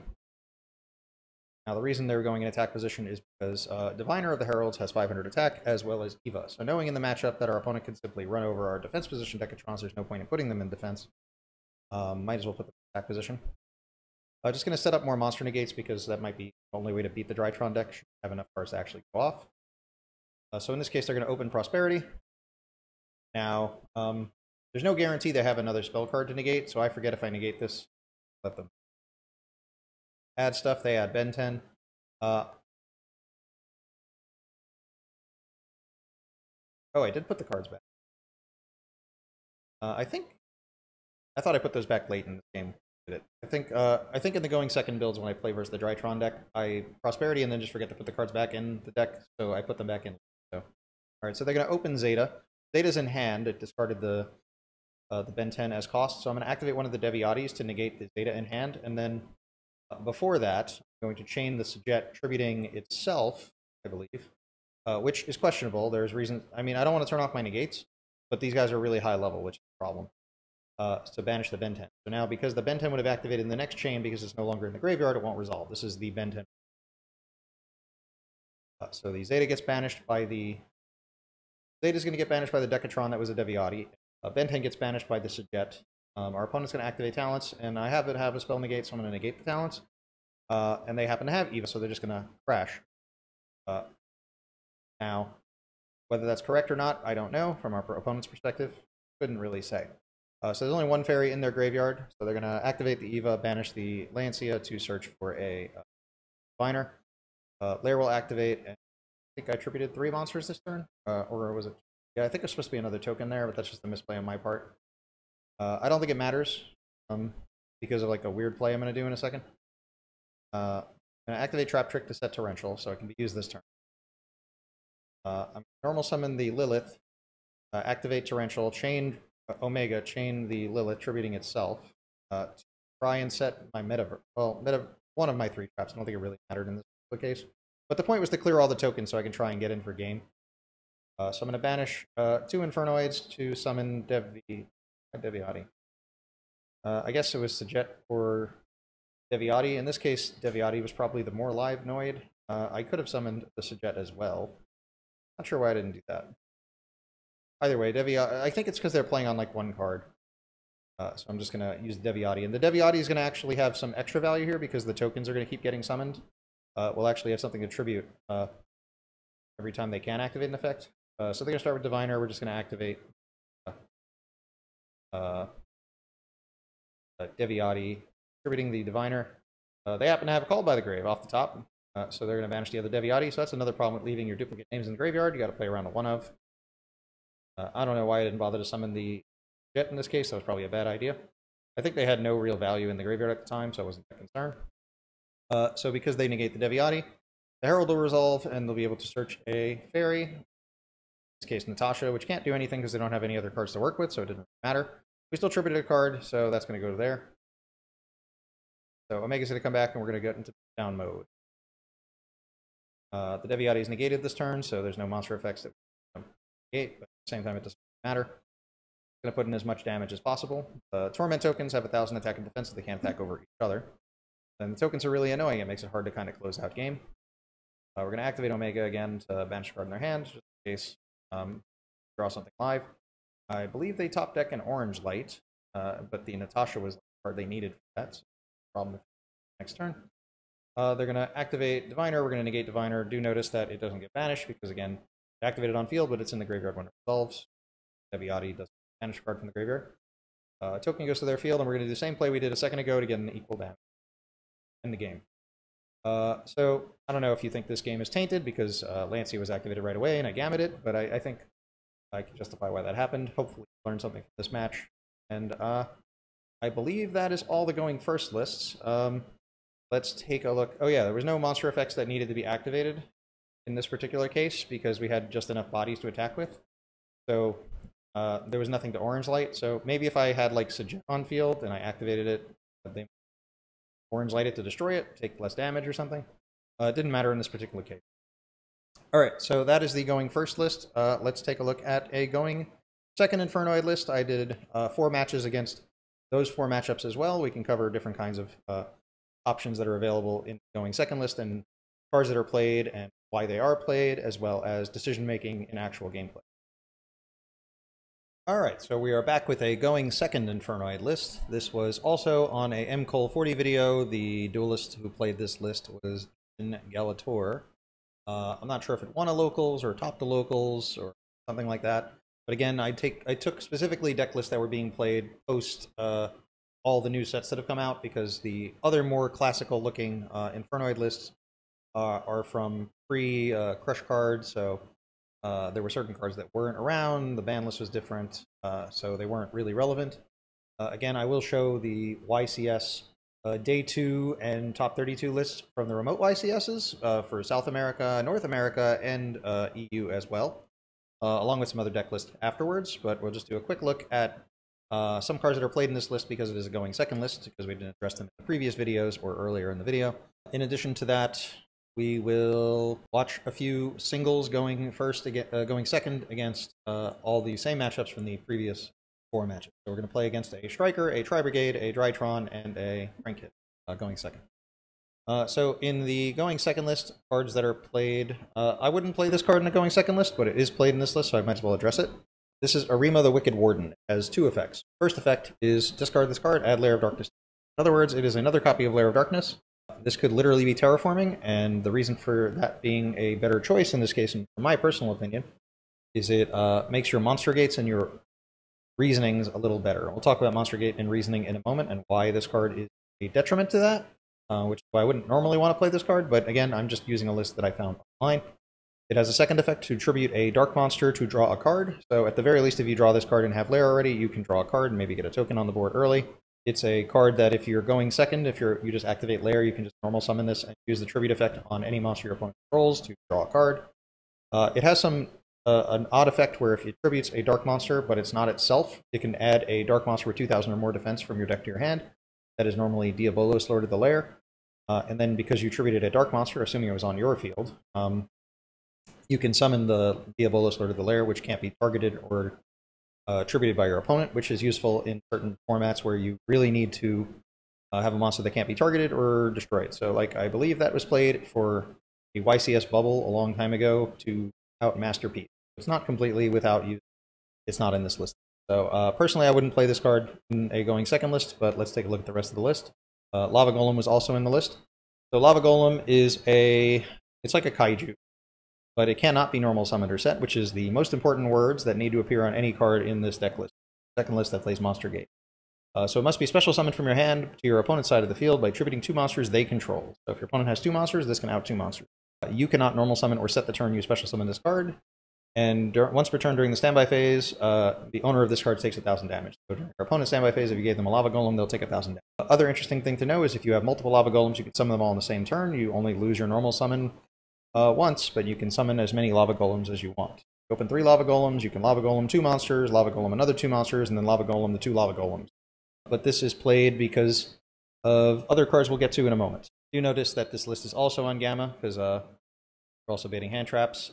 Lightning Storm is being main decked here, so Lightning Storm is a normal spell card that can either destroy all attack position monsters your opponent controls, or destroy all spells and trap cards that they control. Pretty much it baits a negate, or destroys back row while going. So either one of those things is protected. The next card we need to talk about is Monster Gate, which is here, and Reasoning. So Monster Gate is a normal spell card which has a cost to tribute 1 monster. It means under Lair of Darkness, you can tribute your opponent's monster. Excavate cards from the top of your deck until you excavate a monster that can be normal summoned or set. Special summon it. Also send the other excavated cards to the graveyard. So if you activate Monster Gate, you tribute a monster on the field. If you have Lair, you tribute one of your opponent's monsters if you want to. If you haven't already tributed one of your other monsters yet. Then you just pick up cards off the top of your deck and just keep turning them over until you reach a monster that can be normal summoned. At that point, you stop and you send all the cards to the graveyard except for that monster and summon that card. Unless that monster can be normal summoned but can't be special summoned. There are sometimes you might play a card like Denko Sekka. So Denko Sekka would just go to the graveyard with the other cards. So the reason we play Lava Golem and Gamma is because those cards cannot be normal summoned or set. So when you excavate cards for the Monster Gate, they simply go by and you continue until you reach a monster that can be normal summoned or set. So the monsters that can be normal summoned or set in this deck include 3 Decatrons, the Arima, which is the reason I wouldn't play it, because it's getting in the way, and the Driver. So there are 5 normal summonable monsters in here. This is a incorrect include. I don't know why there were 2 Arimas. There's only 1 in the deck list. So there are 5 normal summons, and the more normal summons you play, the less likely your Monster Gate and your Reasoning Mills are to be. There are ways to make them better. You can purposely send your Decatrons to the graveyard or out of the deck using Void Feast or Void Imagination to make a Reasoning or Monster Gate more likely to hit a lot of Infernoids. So when I say you want a good Reasoning or Monster Gate, what that means is you want to mill lots of Infernoids. Anytime you mill something that isn't an Infernoid, it's a card in your deck you can no longer draw that would be.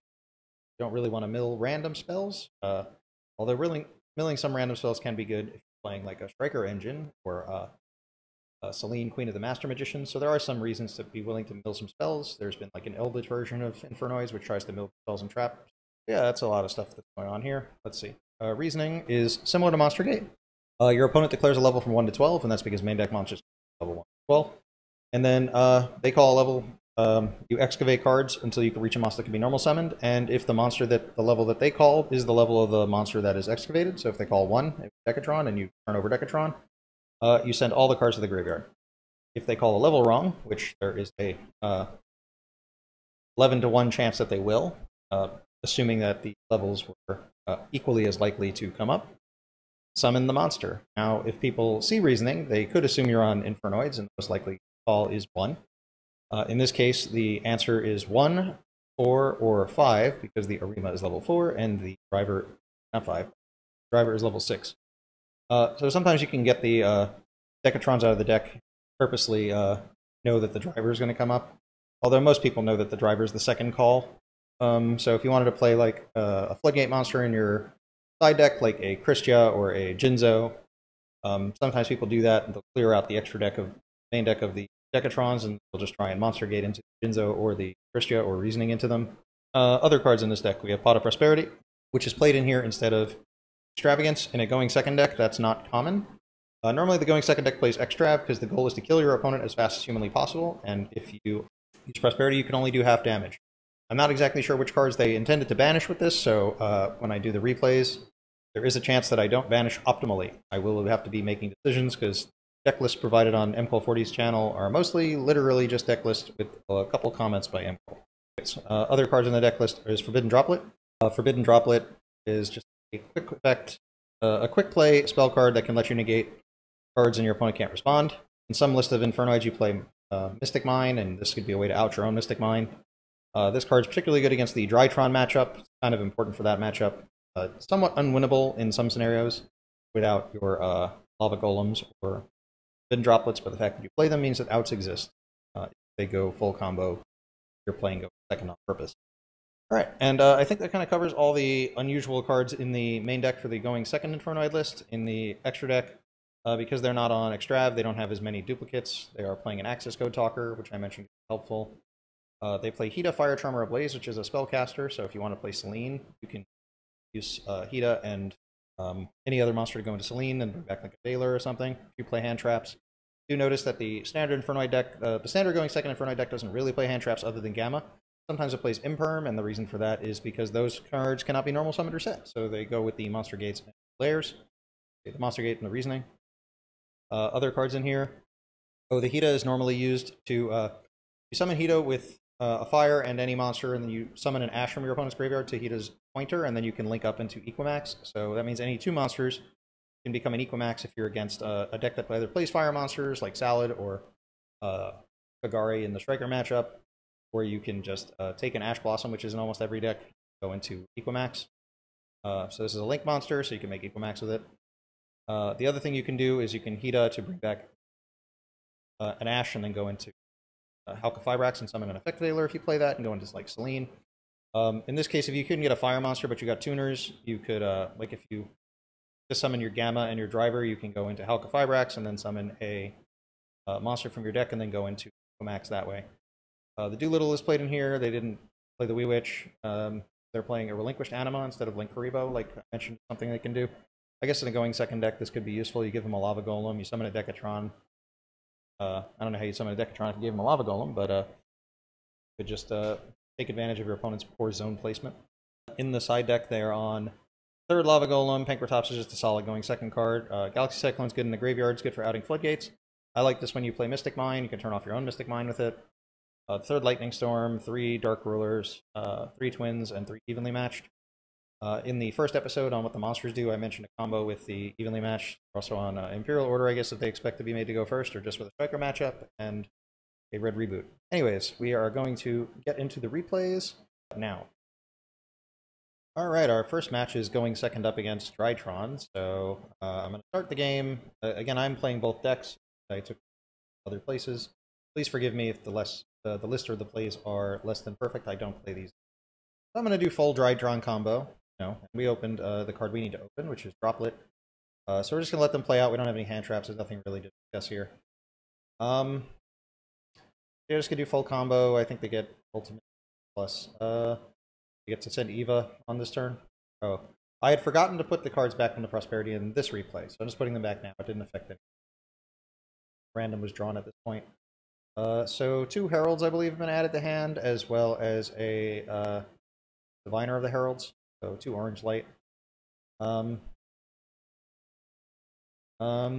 and that should be full board, so there's at least 3 fairies in hand now. And there's IP Masquerena. Oh wow. Oh, I think I was deciding on whether a certain play made more. So sorry, I wasn't really focusing on those plays.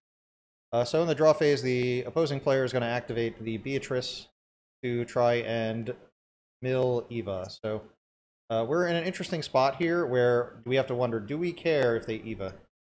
If they get an Eva, they get 5 negates in hand, including 2 to 3 live Herald of Orange Lights. And that is somewhat problematic, because our monsters can still be negated. But we definitely are going to be dropletting the ultimateness. Now, IP is a problem for us trying to resolve Imagination, because they can just link into Nightmare Unicorn and spin the Imagination. We get to search it again with Banishment, so we got to make choices with how we want to proceed. Now, fortunately, Drytron is not a deck that generally plays cards like, call it, Ash Blossom Joyous Spring. So I was trying to decide what I should do. So I originally allow it through, and then I'm like, you know what, let's play it out as if we don't allow it through, I think. So I just put everything back. I think I forgot to put the material on the Beatrice. Oh no, the Beatrice detached, and then we respond with a Droplet. Anyway, so we're going to activate Droplet, discarding the Inoku, the Vanishment, and the Arima. So we're kind of trying to rely on Imagination and Monster Gate here. So we're going to be negating 3 cards. The 3 cards we're going to be negating are the IP, the Ultimateness, and the Beatrice. So the Beatrice, to keep them from getting more fairies. There is a possibility that it might have been correct to hold the Arima and leave the Beatrice alone, let them get the 2 fairies, but then the Arima just gets negated by the orange light in hand. So my thought process was, if I let them get the Eva, it's exactly the same thing. So I opt to just negate the Beatrice. So we negate all 3, and I wasn't sure if I wanted to. So we're going to use Imagination. We're just going to resolve it as much as we can, sending Inoku, Deviatia, Tondel. You'll notice I sent 2 Decatrons, had to stop and think for a moment, sent the 3rd Decatron, and then sent, did I do 6? 1, 2, 3, 4, 5, 6. I do notice that's only 4 names, so if we do activate the Tiara, at this point it wouldn't be ashable because it wouldn't be sending cards from the deck to the graveyard, but it's also currently only able to send 3 cards from the extra deck. So I activate it, and I decide that it makes more sense to orange light this, even though that's probably incorrect. Thinking back, our opponent probably had an end test in their own. Oh yeah, they banished face down to start the turn. I banished the end test, so there's no end test in their extra deck. But if there was an end test in the extra deck, they could have let that resolve. We would use our end tests to chain block and pop some of these cards, specifically the Link Karibo, since it's not negated. Our opponent's end test would pop the Tiara. They might want to leave the Tiara on the board so that we have to like make Gravity Controller or something. In this case, it gets negated by orange light, so I summon a Tondel, and then this is like a Hail Mary. And I set the Decatron, so there's only 1 normal summon in the deck at this point. It is the Driver, and that's because we drew the Arima earlier. Again, Arima's not normally in the deck, so normally it would only be a Driver at this point. So we're trying to mill enough Infernoids, justify summoning an Infernoid just to activate the monster. All right, because we wasted 2 banishes to summon a monster. We have to mill at least 2 monsters to get value back on.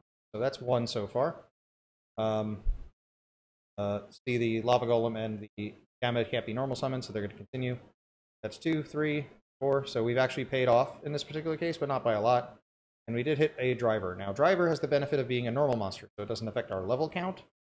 So I opt to summon Seitzmoss, and that was just a misclick. Please excuse. Then I banish. Then I summon a Tondel, because the Drytron keeps a lot of their cards in the graveyard to play on the following turn, so we might need to banish the cards trying to come out of the graveyard rather than the cards in the hand.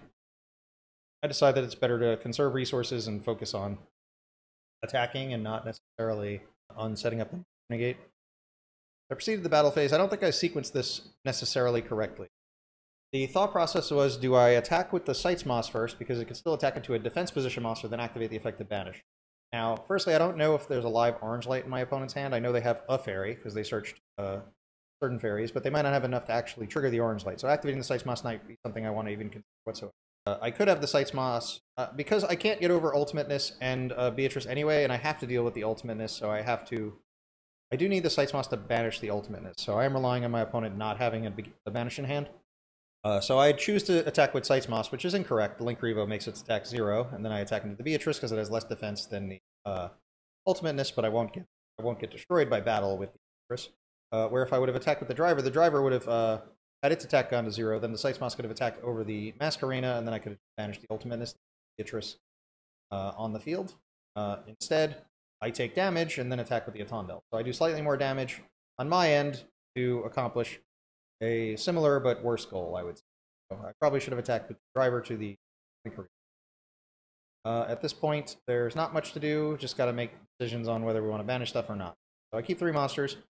Maintaining the driver on board could be helpful just to play around the level counts a little bit. There's no monster worth summoning in the extra deck. At this point, with all these continuous cards in the graveyard, a board blocker might be decent if we had a card in hand to discard. So they're going to immediately start off by activating the Meteonis Drytron, tributing the ritual monster in hand. In the graveyard, there are 2 rituals that they could potentially summon. I opt to not... I think I might be taking that play back. Alright, I summon the I to 10 to... they summon the I to 10 to add back the ritual spell, and then they have a ritual to tribute now for the other monsters. They could have brought back Ben 10, so they could tribute the Ben 10, but then they wouldn't have a ritual spell again. The way I played it, seems that the ritual spell was intended to be used. I'm going to tribute the Sightsmoss itself, keeping my vanilla monster on the field. And they negate with orange light.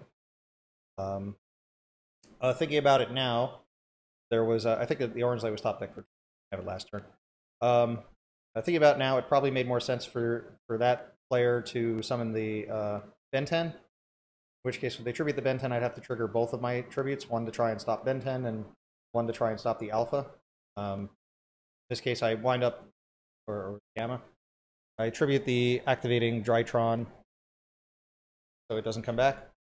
So I don't know if I played the turn out correctly for them, but either way, we still have the cards we need. Lair's going to let us cinch this up, because now they'll never be able to catch up. We're just banishing all the Drytrons in graveyard by tributing their monsters. Summoning Sightsmoss to conserve resources again, just banishing their cards in graveyard is essentially negating their cards. They used a lot of the extra deck on the Pot of Prosperity earlier. Just going to put in for some damage and tokens for ourselves. So that's our token, and opponent will go, activate a normal summon Diviner. I believe the options left for the Diviner, based on just the way the game has went, is not good. So these are all the possible options for the remaining Diviner. And none of them are good, so this game is effectively over. The only other card in hand was something not useful, I don't remember. So yeah, we're going to win this match by just controlling the game after resolving a Droplet. So dealing with the Drytron, when they go full board, it's kind of difficult. Gamma is sometimes not enough by itself, and the Droplet might be needed to break the board. Yeah, and that's so that's our Drytron matchup. Hopefully you learned something from this. If you disagree with the plays made on either side, again, leave them in the comments. We're going to get into a different deck list next. I forget what the opponent is on. Looks like we'll Tri-Brigade next. Alright, so now we're going to demonstrate playing the going second list versus a Tri-Brigade list. So our opponent's going to go first and try and do Tri-Brigade combos. We're going to... we had the option to Gamma them. I opted not to, because we have Void Banishment, so we might want to make our Imagination live, and we can negate an Ash with the Gamma. Not after searching with the Void Banishment, so I decided that it was better to let them make a extra deck monster, which I think may have been the incorrect play in this particular case, just for the way the board goes. Furjet's going to summon the Kit, and the Kit triggers. It's going to summon the Kit with the Furjet, and then I decided to negate that so they don't get access to Bearbrum. That way they might not get to Revolt, but in this case they just happen to have the Extender, which is something I was unforeseen. So I let them get a little farther than I probably should have, just to make our going second cards better, rather than going first cards better. So they're going to get to Appaloosa and then go into Revolt.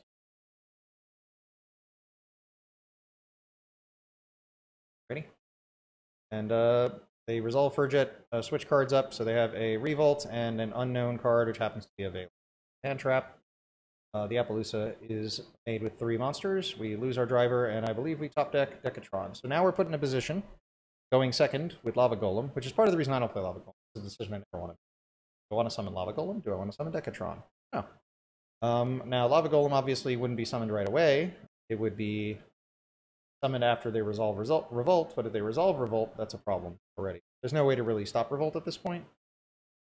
So I start with Reasoning, just to see if we can get like a better mill and do something productive with it.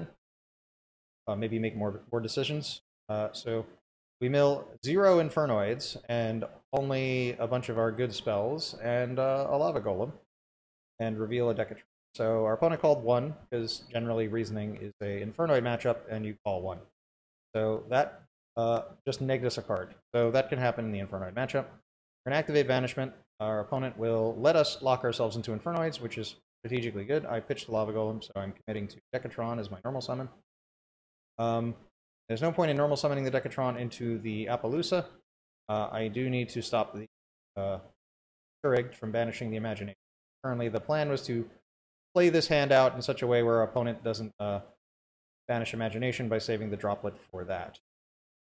They're going to go into Keurig. They're going to resolve all their cards. I'm going to use 2 to ensure that the Droplet resolved. I could have normal summoned the Decatron first in hindsight because it would have reduced the attack of the Appaloosa a little more for the turn. But in the long run, I don't think it matters. So in this case, we're going to resolve the Imagination. Now we're entirely trapped into Infernoids. We're playing under Imagination. So we currently need our end test to resolve with the purpose of blowing itself up. So the Tiara... We want end test to resolve so we can blow up our own Tiara so that we can clear our boards and make a more useful card. So at this point, we would really want to put out like a Seismos, attack over the Appaloosa, banish the Keurig so they don't get a search for that, and maybe set up a Deviati to negate a monster. The problem is, because we're locked into Infernos, we can't make Gravity Controller, and at this point Tiara is just a big, useless, dumb, pointless card. Got 3,400 attack, it can attack over either of these, but killing Keurig doesn't do anything. Appaloosa is going to be negated at the end of the turn, so it'll have no negates. So in this case, all we can do is choose to attack or not attack over the Keurig. If we don't attack over the Keurig, they'll just summon a guy and trigger it anyway. So in this case, I made some odd plays. I don't really know how to play that deck, and they're just going to OTK us. This is, I believe, the only game that lose in the matchup. But with the starting hand, the play lines were really limited for the board that was. So hopefully you understand why we lost that game. If you would have played that game out differently, feel free to say so in the comments. Alright, so we are going second versus Prank Kids in this replay, just to get some strategic ideas. Now, Prank Kids is kind of cool if our Gamma can be used against their first Prank Kid, then they leave an extra deck monster on the board, which is good for us, allowing us to resolve Imagination without a problem. They opened particularly well in this matchup. They set a card, we couldn't know what it is. But now we have no useful Gammas in our deck. Prosperity, but that would prevent us from killing our opponents, so the goal is not to use that. We're going to start with Imagination and hope they don't have Ash, which they do. So at this point, odds are we're not killing our opponent anyway, because we're going to be locked into Infernoids by banishment, so it's really hard to OTK our opponent under those conditions. Actually, there might be a scenario where that works, but I'm not. Either way, we'll Prosperity and just see what we can dig for. So we take a Lair of Darkness to just control the game after resolving another Imagination. So cards I banished were the Anima, the Blocker, the Lambda, a Tiara, a Phoenix, a Omega. Just to dig as deep as possible. I'm not sure exactly which card I was looking for. Again, this isn't my deck list. I'm just trying to make decisions. So I'm going to pitch the reasoning and just try and resolve Imagination, because I'd like to keep the Lair, and the Droplet going to be used to clear my Tiara if I need so. Activate Tiara, send it off the field. I'm actually not sure I need that yet. I'm going to try an end test to pop. I'm going to try an end test to pop. The opponent is going to call by the grave, so now the alternate way to clear my extra monster zone is the Droplet. Just gonna summon. Doing here? Oh, off of the Prank Kids can send to the graveyard Ripper and Roaster, and that allowed them to add the Veiler from their graveyard to their hand, and the Butler allowed them to summon the Prank Kid for defense. That's something I got. I'm going to summon a Tondel, because it could attack over the Meow and the Roxy's. I'm just going to trip it off the defense position monster and banish it. So, well, I banished the Butler in case they're only on one. They don't have another one to use, but odds are if they sent one, they might play two. So I'm going to tribute one off, attack over the Meow. I only do half damage, so I only take 900 from the 18. I'm going to get in for 1450 with the. Well, I'm going to get in for 14 with the second attack on the Tondel, and then I'm going to get in for 1450 with the attack of the Deviati. Go to the end phase. We can't summon a token because we activated Banishment. So currently we're entirely reliant on Lair and the Infernoids to get us there. Opponent's going to open with the Imperm, but they can't play through the Atondel. So sometimes your going second deck turns into a kind of a going first control deck if you break the board but don't kill them. So Prosperity has shown that it has some value in getting you to some card you might need to take control of the game. Again, personally, I don't play Prosperity in my going second list, but I think the decision making in this game was fine. If you disagree, again, ask questions in the comments or suggest other play lines. Again, keep in mind, I am playing decks that aren't mine. Not my Infernoid deck list, and it is not my Print Kid list. So let's go wrap up with the last match, and then we'll take a look at all other kinds of Infernoid decks that have been played, including the recent successful ones. When I say successful, that means they day 2'd the YCS or top the Extravaganza, and we'll take a look at some older lists that top YCSs and things like that. If you haven't noticed, the replays for going second have been a lot shorter than the ones for going first because you either win quickly or kind of lose quickly in most cases. Either way, we are up against Sky Striker. Just going to play out some hands. They are going to go first. Now, this could actually be a good thing for us because Sky Striker is generally a going second deck, so you never know if they're going to get a good hand or not. They're going to set to Summon Ray, go to end phase, and activate Ray with the intent of playing around Velor. Now, we could Gamma them and keep them off of that, but because we have Lair of Darkness and Monster Gate, we actually don't really care if they search anything off of Ray. The only card we'd be concerned with if they had at this point is a... I don't even think we'd be concerned about a MST at this point, because we have 2 layers. So if they MST the first layer, we just activate another one. If they have Ash, we negate it with Gamma. So we're going to let them go into Shiz, search, engage, and then we're just going to try and OTK them next turn after resolve Monster Gate. Alright, so we're going to start our turn by activating Lair of Darkness. We're going to activate Monster Gate, tributing their Shizuku, and because we tributed as cost, it won't trigger Ray. If they had Ash, we would just Gamma it. We're going to mill a few Infernoids. We only hit 1 and then Decatron, so I'm not a big fan of it. Both cards are a bit reliant on each other in the going second list, and we never really mill enough Infernoids to make it worth doing. We're going to activate the Decatron and send to the... We're going to get anchored, so that does thing. Link into an Anima so that I have enough Infernoids to summon a Noku, because it is a striker matchup, so keeping them off of spells and traps is good. So that's the only reason for that link off. Gonna attack for 3,000, and then in the end phase we'll get a token because we did tribute for Monster. The opponent is going to go. They have Engage. They also have Dark Ruler. So we're going to get Dark Rulered. Was it going second striker list? They're going to activate a Shark Cannon, banishing the Lava Golem. The reason for that was the 3rd spell in graveyard for Engage. Engage is going to be activated, getting Burners.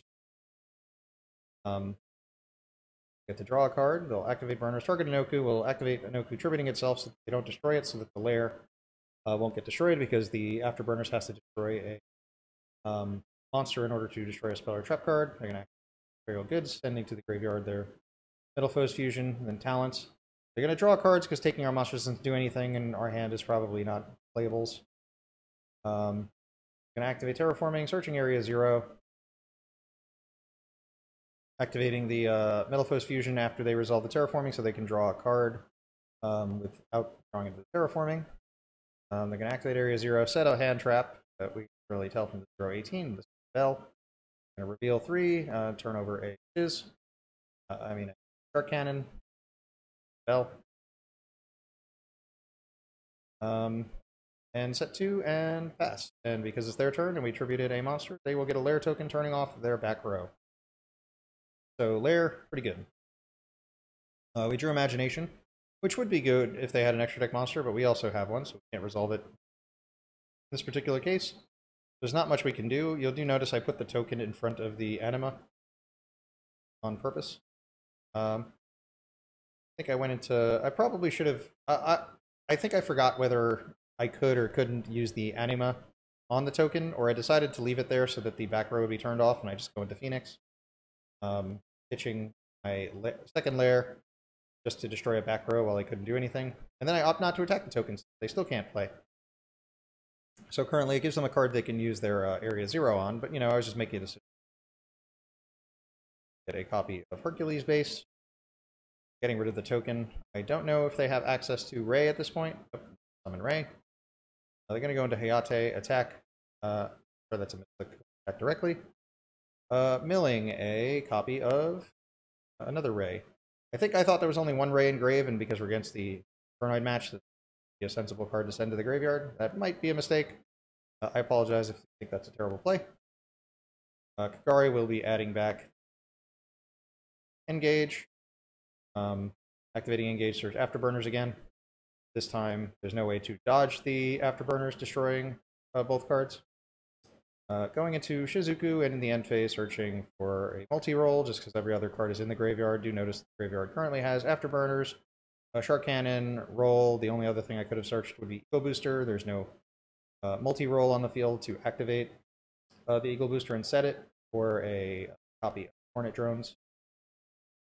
Alright, so I opt to just activate Imagination, and if they have Ash, we have Gamma.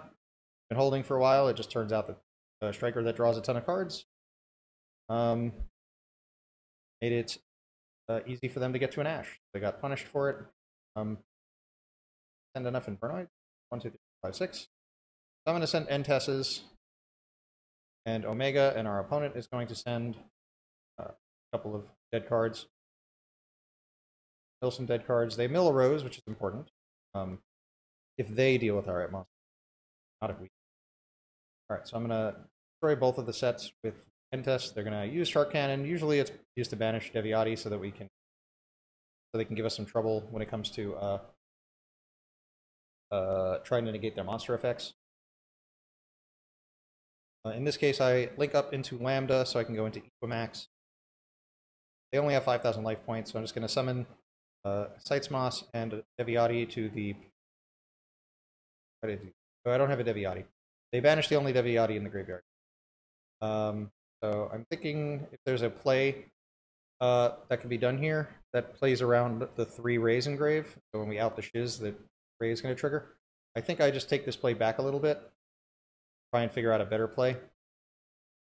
But yeah, they also weren't going to die here because they happen to have enough spells in grave for this to matter. So I think I take this back and make a different play. So we have the Sierra, the Driver, and the Gamma. Instead of doing that play, we're going to summon the Hida. Our opponent has an Ash in the graveyard. This will get us some extra bodies. So we're going to go into Halqifibrax using their Shizuku pointer, because we can. Take advantage of it while we have it. Summoning an extra Decatron to give us an extra Infernoid. I'm going to summon my Antra, and then I need an Infernoid to tribute to banish the Ray when it activates. I'm going to use the Antra to bounce the Shizuku, which will trigger the Ray. They have to use it here. It activates, so we just Sitesmoss to banish the Ray from grave. Now we can just get in directly for lethal. Summoning this monster was probably unnecessary because we had a game without it. Playing heavier into a nib, they just didn't have it. Yeah, that is several going second replays with this Infernoid deck. Again, not my Infernoid deck. I think it played fine, considering. Not a list I would use, but not bad. So let's take a look at some of the other Infernoid deck lists that are out there. There's some other interesting cards that people are playing that need to be considered when you're building your own build. Alright, so every other deck list here is going to be somewhat questionable because they're all a little bit off and weird compared to the more standard list that I showed for the video. This has been played somewhat, versions of this have been played. I got this from Surfer Sheena on the Infernoid Discord server. You'll have seen similar lists being played on DB Grinder's channel by SY Dark Kevin. In high rated, this is a Infernoid Dogmatica list where you can do the window lock, and it just gives you better things to do going first. It's an Infernoid going first list. Yeah, that's about as much as I can say about that, so it's something you should consider if you want to play Infernoids. You're already playing the Entess anyway for the Nadirs and the Tierras. There's some cool synergy here. I haven't really played the deck too much, so I don't really want to comment on it too much. I'll just go through some of these other lists. This is another list on an MCole40 video. This is Striker Infernoid. It plays a couple of Striker cards. It's got a 2-Ray, a Afterburners, a Jamming Waves, a Shark Cannon, a Hornet Drones, Engage, Widow Anchor. So it's trying to mill a bunch of spells with the Reasoning. When it does use the Reasoning, it's also a good target for Reasoning. They're not on Monster Gate, though. They're on Mystic Mine. Mystic Mine's a card I think is really good in Infernoid because it allows... because it allows you to just wait for your imaginations to be live. It's like a pseudo Called by the Grave, which is also in this list, which wasn't in the previous two lists. The extra deck, another card that they're testing is Fossil Warrior Skull Knight. So they send off of their Tiara, they send probably their second Tiara, their Skull Knight, and their Entes. Now, the Skull Knight is just a monster that goes to your graveyard. You can banish from the grave and destroy a monster on the field. So you can Entes one card, and then you can like save your second pop for a later turn if you didn't have a card you want to pop at that time. Although, personally, I think Skull Knight's a little worse than Entes because Entes can target monsters and spells and traps. I think there's going to be a new Fossil Warrior coming out that pops back row. Something to look into in the future. The other problem is sometimes you need to chain block your Entes. So if you want to use 2 Entes, you can chain block Entes, which is kind of important. So yeah, this is our Strikernoid list. I believe it is a going second build. Most Striker most Striker decks are going second. This is from an MCOL40 video. I forgot the name of the player. This is... I forgot who this is. This is from a Slim Yugioh video. Only a 50 card going second Infernoid list. Cards worth mentioning in here. They're on Phantasme. Phantasme is actually a better card than the going first list, I think, because you can use it to try and... If you open like your Void Feast solo, you can set it, and then hopefully if your opponent summons Link monsters, you can Phantasme and try and draw into your Void card to turn your Void Feast on by just having the cost to pay for your Void Feast. Another card that does essentially the same thing is a Sales Pitch. If you set Void Feast and Sales Pitch is a trap card. This is if your opponent searches a card, you can add any card from your deck to your hand. Can't activate it that turn, so if your opponent activates a search card, you can Sales Pitch and search your Void Imagination, so now your opponent's in a position where they have to try and kill you quickly, but it's also the cost for your Void Feast. So you search your Void Feast, and then if you don't need to use it, you have Imagination to use the next turn. Kind of funny. Otherwise, this list is fairly normal compared to the other going second list we had before. It's on Extrav and Prosperity, and the reason for that is you have the option of using both in the same turn. This is very common, seeing the Terraforming played with the either 3 mine or 3 lair, and then you have like one of the other ones, so you have the option to go for the other one, depending on what you really want to do with your deck list. Yeah, and this deck clearly converts into a proper going first build, or they are... I think you mentioned in the video that his locals just knows he's on like going second Noid, so they actually just, often make him go first. So since his opponents know to make him go first, he just built a side deck to play at his locals the way he does. Here's another Infernoid list from a MCOL40 video. This one was played by a Papa Goat, Yugioh. Interesting things in his list is 1-for-1, because Decatron is a 1-for-1 target if you want access to Decatron and you're playing a lot of Infernoids, which he is in this case. I believe this is 11, 12, 13, 14 Infernoids, which is like on the higher end. The Infernoid count for the Infernoid deck is somewhere between, I want to say, like 7 to 15. This is 14 on the high. It's on the Gamma package. It's all in on the Extravs, and it's on Imperm. Again, you're not seeing a lot of other hand traps in these lists because want the monster gates to be really strong. The small Noid count tends to be where things change. Like if you wanted the smallest possible Infernoid count, you just drop the Petrula, you drop the Armadic, you drop the Antra, you drop the second Seismos, you drop the Condel, so you drop 1, 2, 3, 4, 5, and you have 1, 2, 3, 4, 5, 6, 7, 9 Infernoids. So that's like the smallest count that normally happens. Some people even push it and drop the Seismos as well. Fix the deck list real quick. Anything else of interest that they're playing? In the side deck, they're on Denko Sekka for a normal summon, then they just try and OTK using Nation. I don't know what deck list makes an extra deck monster, but then as back row, I guess Altergeist. I guess if your locals is Altergeist, you can normal Denko and then Nation. He's got Monster Gate targets. Christo, which I've mentioned, has come up before, and this is End of Anubis. So End of Anubis, if you're not familiar with, is a End of Anubis is a 2500 level 6, 2500 0 Dark Fiend level 6 monster. While this card is face up on the field, all effects of spells, traps, and monster effects that target cards in the graveyard or activate in the graveyard are negated. So it's kind of like a Jinzo for graveyard types effects. Let's take a look at another list. I don't remember the name of this player, but I took this again from a N1240 video. You can just look up N1240 Infernoid and just see some of the recent lists from the last 8 months. You'll run into a bunch of videos. On this list is a random one of Talents. Talents is a card you could play in the Infernoid list as a going second list. So you can bait your opponent's negates and then try and Talents them. I like Talents for trying to just take Dragoon after it's negated something. It usually has 4,000 attack. You just pop 2 cards. You could literally just FTK your opponent on their first turn with 1 Talent. Anything else in this list worth mentioning? Not really. This is just really going second heavy in the side deck. Going heavy in the main deck anyway, so I'm not really sure how you would side for this. Yeah, let's take a look at another list.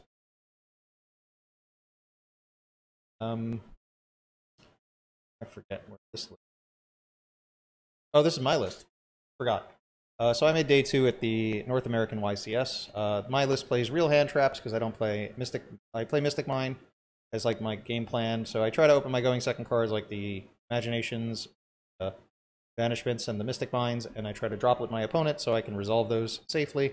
I sit them under Mystic Mine if I really need to, and then I search Void Purification if I can't push with Imagination or Void Feast. So I made day 2 at the North American YCS. If you want to know more details about my deck list, there'll be a link in the description and in the iCard above for sure. I was playing Underworld Goddess for Rival Cyberus Ad Ignister. This is also decent against like an Eldritch that came back that can't be destroyed by card effects. Try and push for game. I played the Selene package, so if you make a Halka Fibrax, you summon a Veiler from the deck, go into Selene, and Selene brings back the Veiler, and then you go into Access Code Talker. If you summon a Tondel or Vigor, have game on board. So I have like climbing OTKs, so I can go Doolittle and summon 2 Infernoids to try and go for OTK, and if our opponent Veilers, I can just link up into Equimax, summon back an Infernoid, and try and OTK. If they Veiler that, I can link up in the Access Code. So that's some of the plays that can be done. I don't want to get into the specifics of my side deck too much, but this was my going second list for North American YCS. This one I believe was played in the UK or Germany. This is Evangelos something.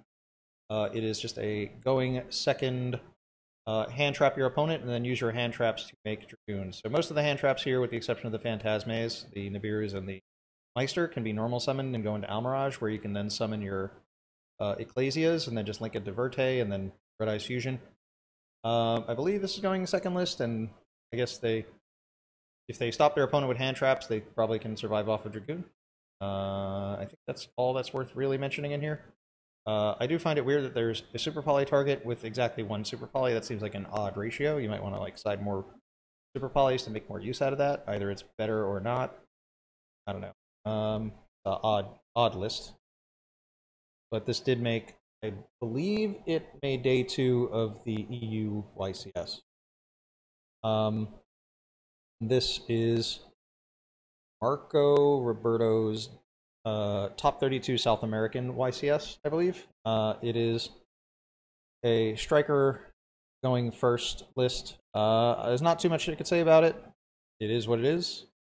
It's just a variation of the going first list and playing some cards that I like Mystic Mine. I'm not really sure about the talents ratios. It's playing Duality. That's how you know it's a going first list. Duality is a common going first card for the Infernoid list. You can play both Duality and Prosperity in the same turn. I don't know what his banishes are. I guess once he knows for sure he's going first, he decides to play Border for I would imagine this is for Drytron. They can't really play if they can't activate any effects. Most decks can't, so these are pretty solid side deck cards. Gozen Match is good in the Infernoid deck because all your monsters are fire-type fiends, so you can play Gozen Match or Rivalry of the Warlords. I think that kind of covers everything that's here. This was a list he had a 9th place finish in a Extravaganza as well. I could have the list backwards. There's literally a side deck change, and I think his Striker extra deck is a little bit different. So mostly these are the same, but it is a Dragoon build with Striker cards that goes first. This is an odd list. So VK1, this is Vasio something. I forgot what his last name is. I believe this might be... he's played several weird going first Infernoid lists where they either do or don't play Imagination at all. This one plays 1 in the main deck. It is a going first list where it uses Void Apocalypse to mill Backjack to try and set trap cards. You can also use Apocalypse to discard monsters so you can set all your cards to resolve Card of Demise if you have Card of Demise in your hand. He plays all the pots because you can resolve all 3 of them once in the same turn. You can extrav into Duality, dig for the cards you want. So this is a deck that's mostly reliant on its trap cards. I think that's about all there is to say about this list. His combination of trap cards are all just good trap cards for the format. He can get any trap in his deck with Trap Trick, because there are 2 of each of them. His extra deck is designed to make use of punishment with all kinds of different cards. Cards you might not have considered are Paleozoic Hambro Blaster. He uses it so that his back row can't be popped. I don't know how often he sends all these cards for the extra deck. I mean, I feel like maybe Hambro Blaster wouldn't be needed. Or the Borg Blocker might not be needed, with the purpose of just having more tiaras so that the imagination could be more alive, but he doesn't intend on going second. And, he just goes first, and I'm not sure how he plays into a board going second anyway. Plays the 1 of Imagination on the side, 1 of in the extra deck. He has like several other... so that was, I believe... I think this is a 17th place EU Remote Duel Extravaganza list. I believe this list is as well. This is a Dogmatic list. I believe he mentioned you can normal summon Skarm, go into Almirage, and then special your Dogmatica cards. So you can special your Ecclesia, and then search in the end phase a Lilith for the follow-up. I believe that's the only details I remember about this list. Do notice that the Gravedigger's trap holes are in this deck to be like Ash Blossoms. You set them and then you resolve your feast and your opponent can't respond. Something else that's interesting in this list is Void Expansion is a card, meaning that his Metaverse can search for a target to use his Void Feast with. I think he even played this over Imagination. He says if he extravs and banishes his 1 tiara, I think he might as well have been just as useless and going first. Neither card is good. The truth is, I don't think Expansion is better than an Imagination going first. Expansion has the literal 1 benefit that in the rare instance you open the Metaverse and want to use it to Void Expansion, you might as well have just had Imagination make it to the next turn, with the exception of opening your Extravagance. I believe this is also Extravaganza. Might be a 17th place finish. I believe same player. These are all the same player. He has like a weird way of playing his deck list. I believe this is his day 2 of the YCS, Remote Duel YCS. He's on Gozen match. He dropped the Dogmatica cards. He cut the Imagination from the main entirely. If you have questions about any of these lists, feel free to ask. I can only comment on them so much. These are interesting lists. I don't know exactly how I feel about these lists. All 3 of these lists are a bit weird. I'm going to scroll back a little farther. So this is Alberto Morales, I believe. This is from a previous format, a going first list. This is more what I was thinking it would be like a traditional going past formats. His list is legal for this if you wanted to work. Going first list that might be a little bit more what I was expecting. What you can try. Your Lair of Darkness turns Super Poly into like a live card, so if you play Lair and Super Poly, it's good for a second. There was a format where he played this version. Not sure why he went with Shared Ride over Phantasme. I believe he mentioned it in a Lithium video where he did a deck profile. So this list is perfectly legal. I think there was some format he wanted to draw into specific cards, but this also, like Phantasme, lets you dig for the cost for your Void cards. Only this you have to set. He was on Beals for a format where his Lair of Darkness allowed him to go into Beals. So you make your Decatron a Dark Tuner, so you can go into some of these monsters that require Dark Tuners. If you're going first, Spectre Border is also an excellent side deck if they match up by it. Keep going through. This is Gavin Kale's list from the previous format. So this is from a while ago when Mind Control was it too. Pre-Crush card. He was a 5th place. I believe this is a 5th place regional finish. He mained 1 Lightning Storm. Not sure where he got that number. I think it might have been 2, and I might have just copied the deck list wrong, to be honest. He might have played 41. He was on 1 Piatti. He decided that Piatti was equivalently as good as playing like 1 other of the random small Infernoids. Otherwise, this is pretty standard for a going second list, I would say. It's a good example of what a going second list would look like. I know it's from a previous format because the 2 Called by the Graves 2 Mind Controls. Video where this list was posted seems to have been taken off of. I forget who HK is. There's just another. Oh, it's supposed to be HC. This is Herman Kosi's YCS second place list in the 3v3. 3v3s are hard to gauge. A deck list from a 3v3 is kind of hard to gauge exactly how good it is because you don't know who carried. Infernoid hasn't really been doing anything too much around this time period, although Herman Kosi did get a third place regional finish as well. Interesting things about his list include I don't believe anything is unusual or strange about his list. It's a very standard going second list, maining the super polys. In the format, I believe Spiral was still a thing, and you can destroy Spiral with the super poly into the World Chalice Guard Dragon Almerduke. Most decks were weak against Starving Venom at the time. I think Shawls was a deck. He was, I think, Salad was being played commonly then, so Earth Golem Ignister was his super poly target for that, and he didn't want to deal with heroes, so he played Adoration, which this is any 2 hero monster, solid super poly target. And Mud Dragon of the Swamp. We had a lot of super poly targets. I think he played a mascot card in his side deck, so this is just like a Googly Eyes Drum Dragon, does absolutely nothing. Because it takes 2 level 8 machines to use it. It literally does nothing. He played it as a joke for him and his friends. Here's his regional list going second, where he mained his Mind Controls and his Lightning Storms. Again, this format. I don't remember whose list this is, but this is a different kind of a going first list. You play set up to put your opponent under Mystic Mine using the Demise of the Land. So this is recently after the Metaverse got limited, so you couldn't guarantee that you can activate Mystic Mine. He was also maining Sanctum and Trap Trick to get into his different trap cards. Main deck the 1 Scythe.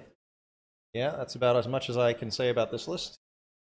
So I'm just going backwards in time, so different lists have had different options available to them. Like this list is, I believe this is Hypnocorn's top 64 at Euros 1 year, where he played. I think he might be one of the people who's first played Void Expansion. I think this is the second list I've ever seen that played it, making Metaverse plus Feast into a combo. With Metaverse at 1, though, this is less sense. So I didn't like it in other lists that we saw. Not it was awful, fine. With just good trap cards. And obviously there were 3 Pinkertops at the time, and there were 3 Metaverse at the time. Just keep going back through deck lists. This was Billy Breaks Zoo list from a long time ago. I don't think there's much to say about this because Fairy Tale Snow is banned, Grass is banned, Dryden's banned, Broadwell's banned, so a lot of this deck doesn't work anymore. I'm just looking to see if there's anything interesting worth mentioning in this list. He used Kagisutra, which is just 2 Beast Warriors to middle 5. If you're not familiar with the Bucenti cards, you can use 2 Beast Warriors to make Kagasuchi.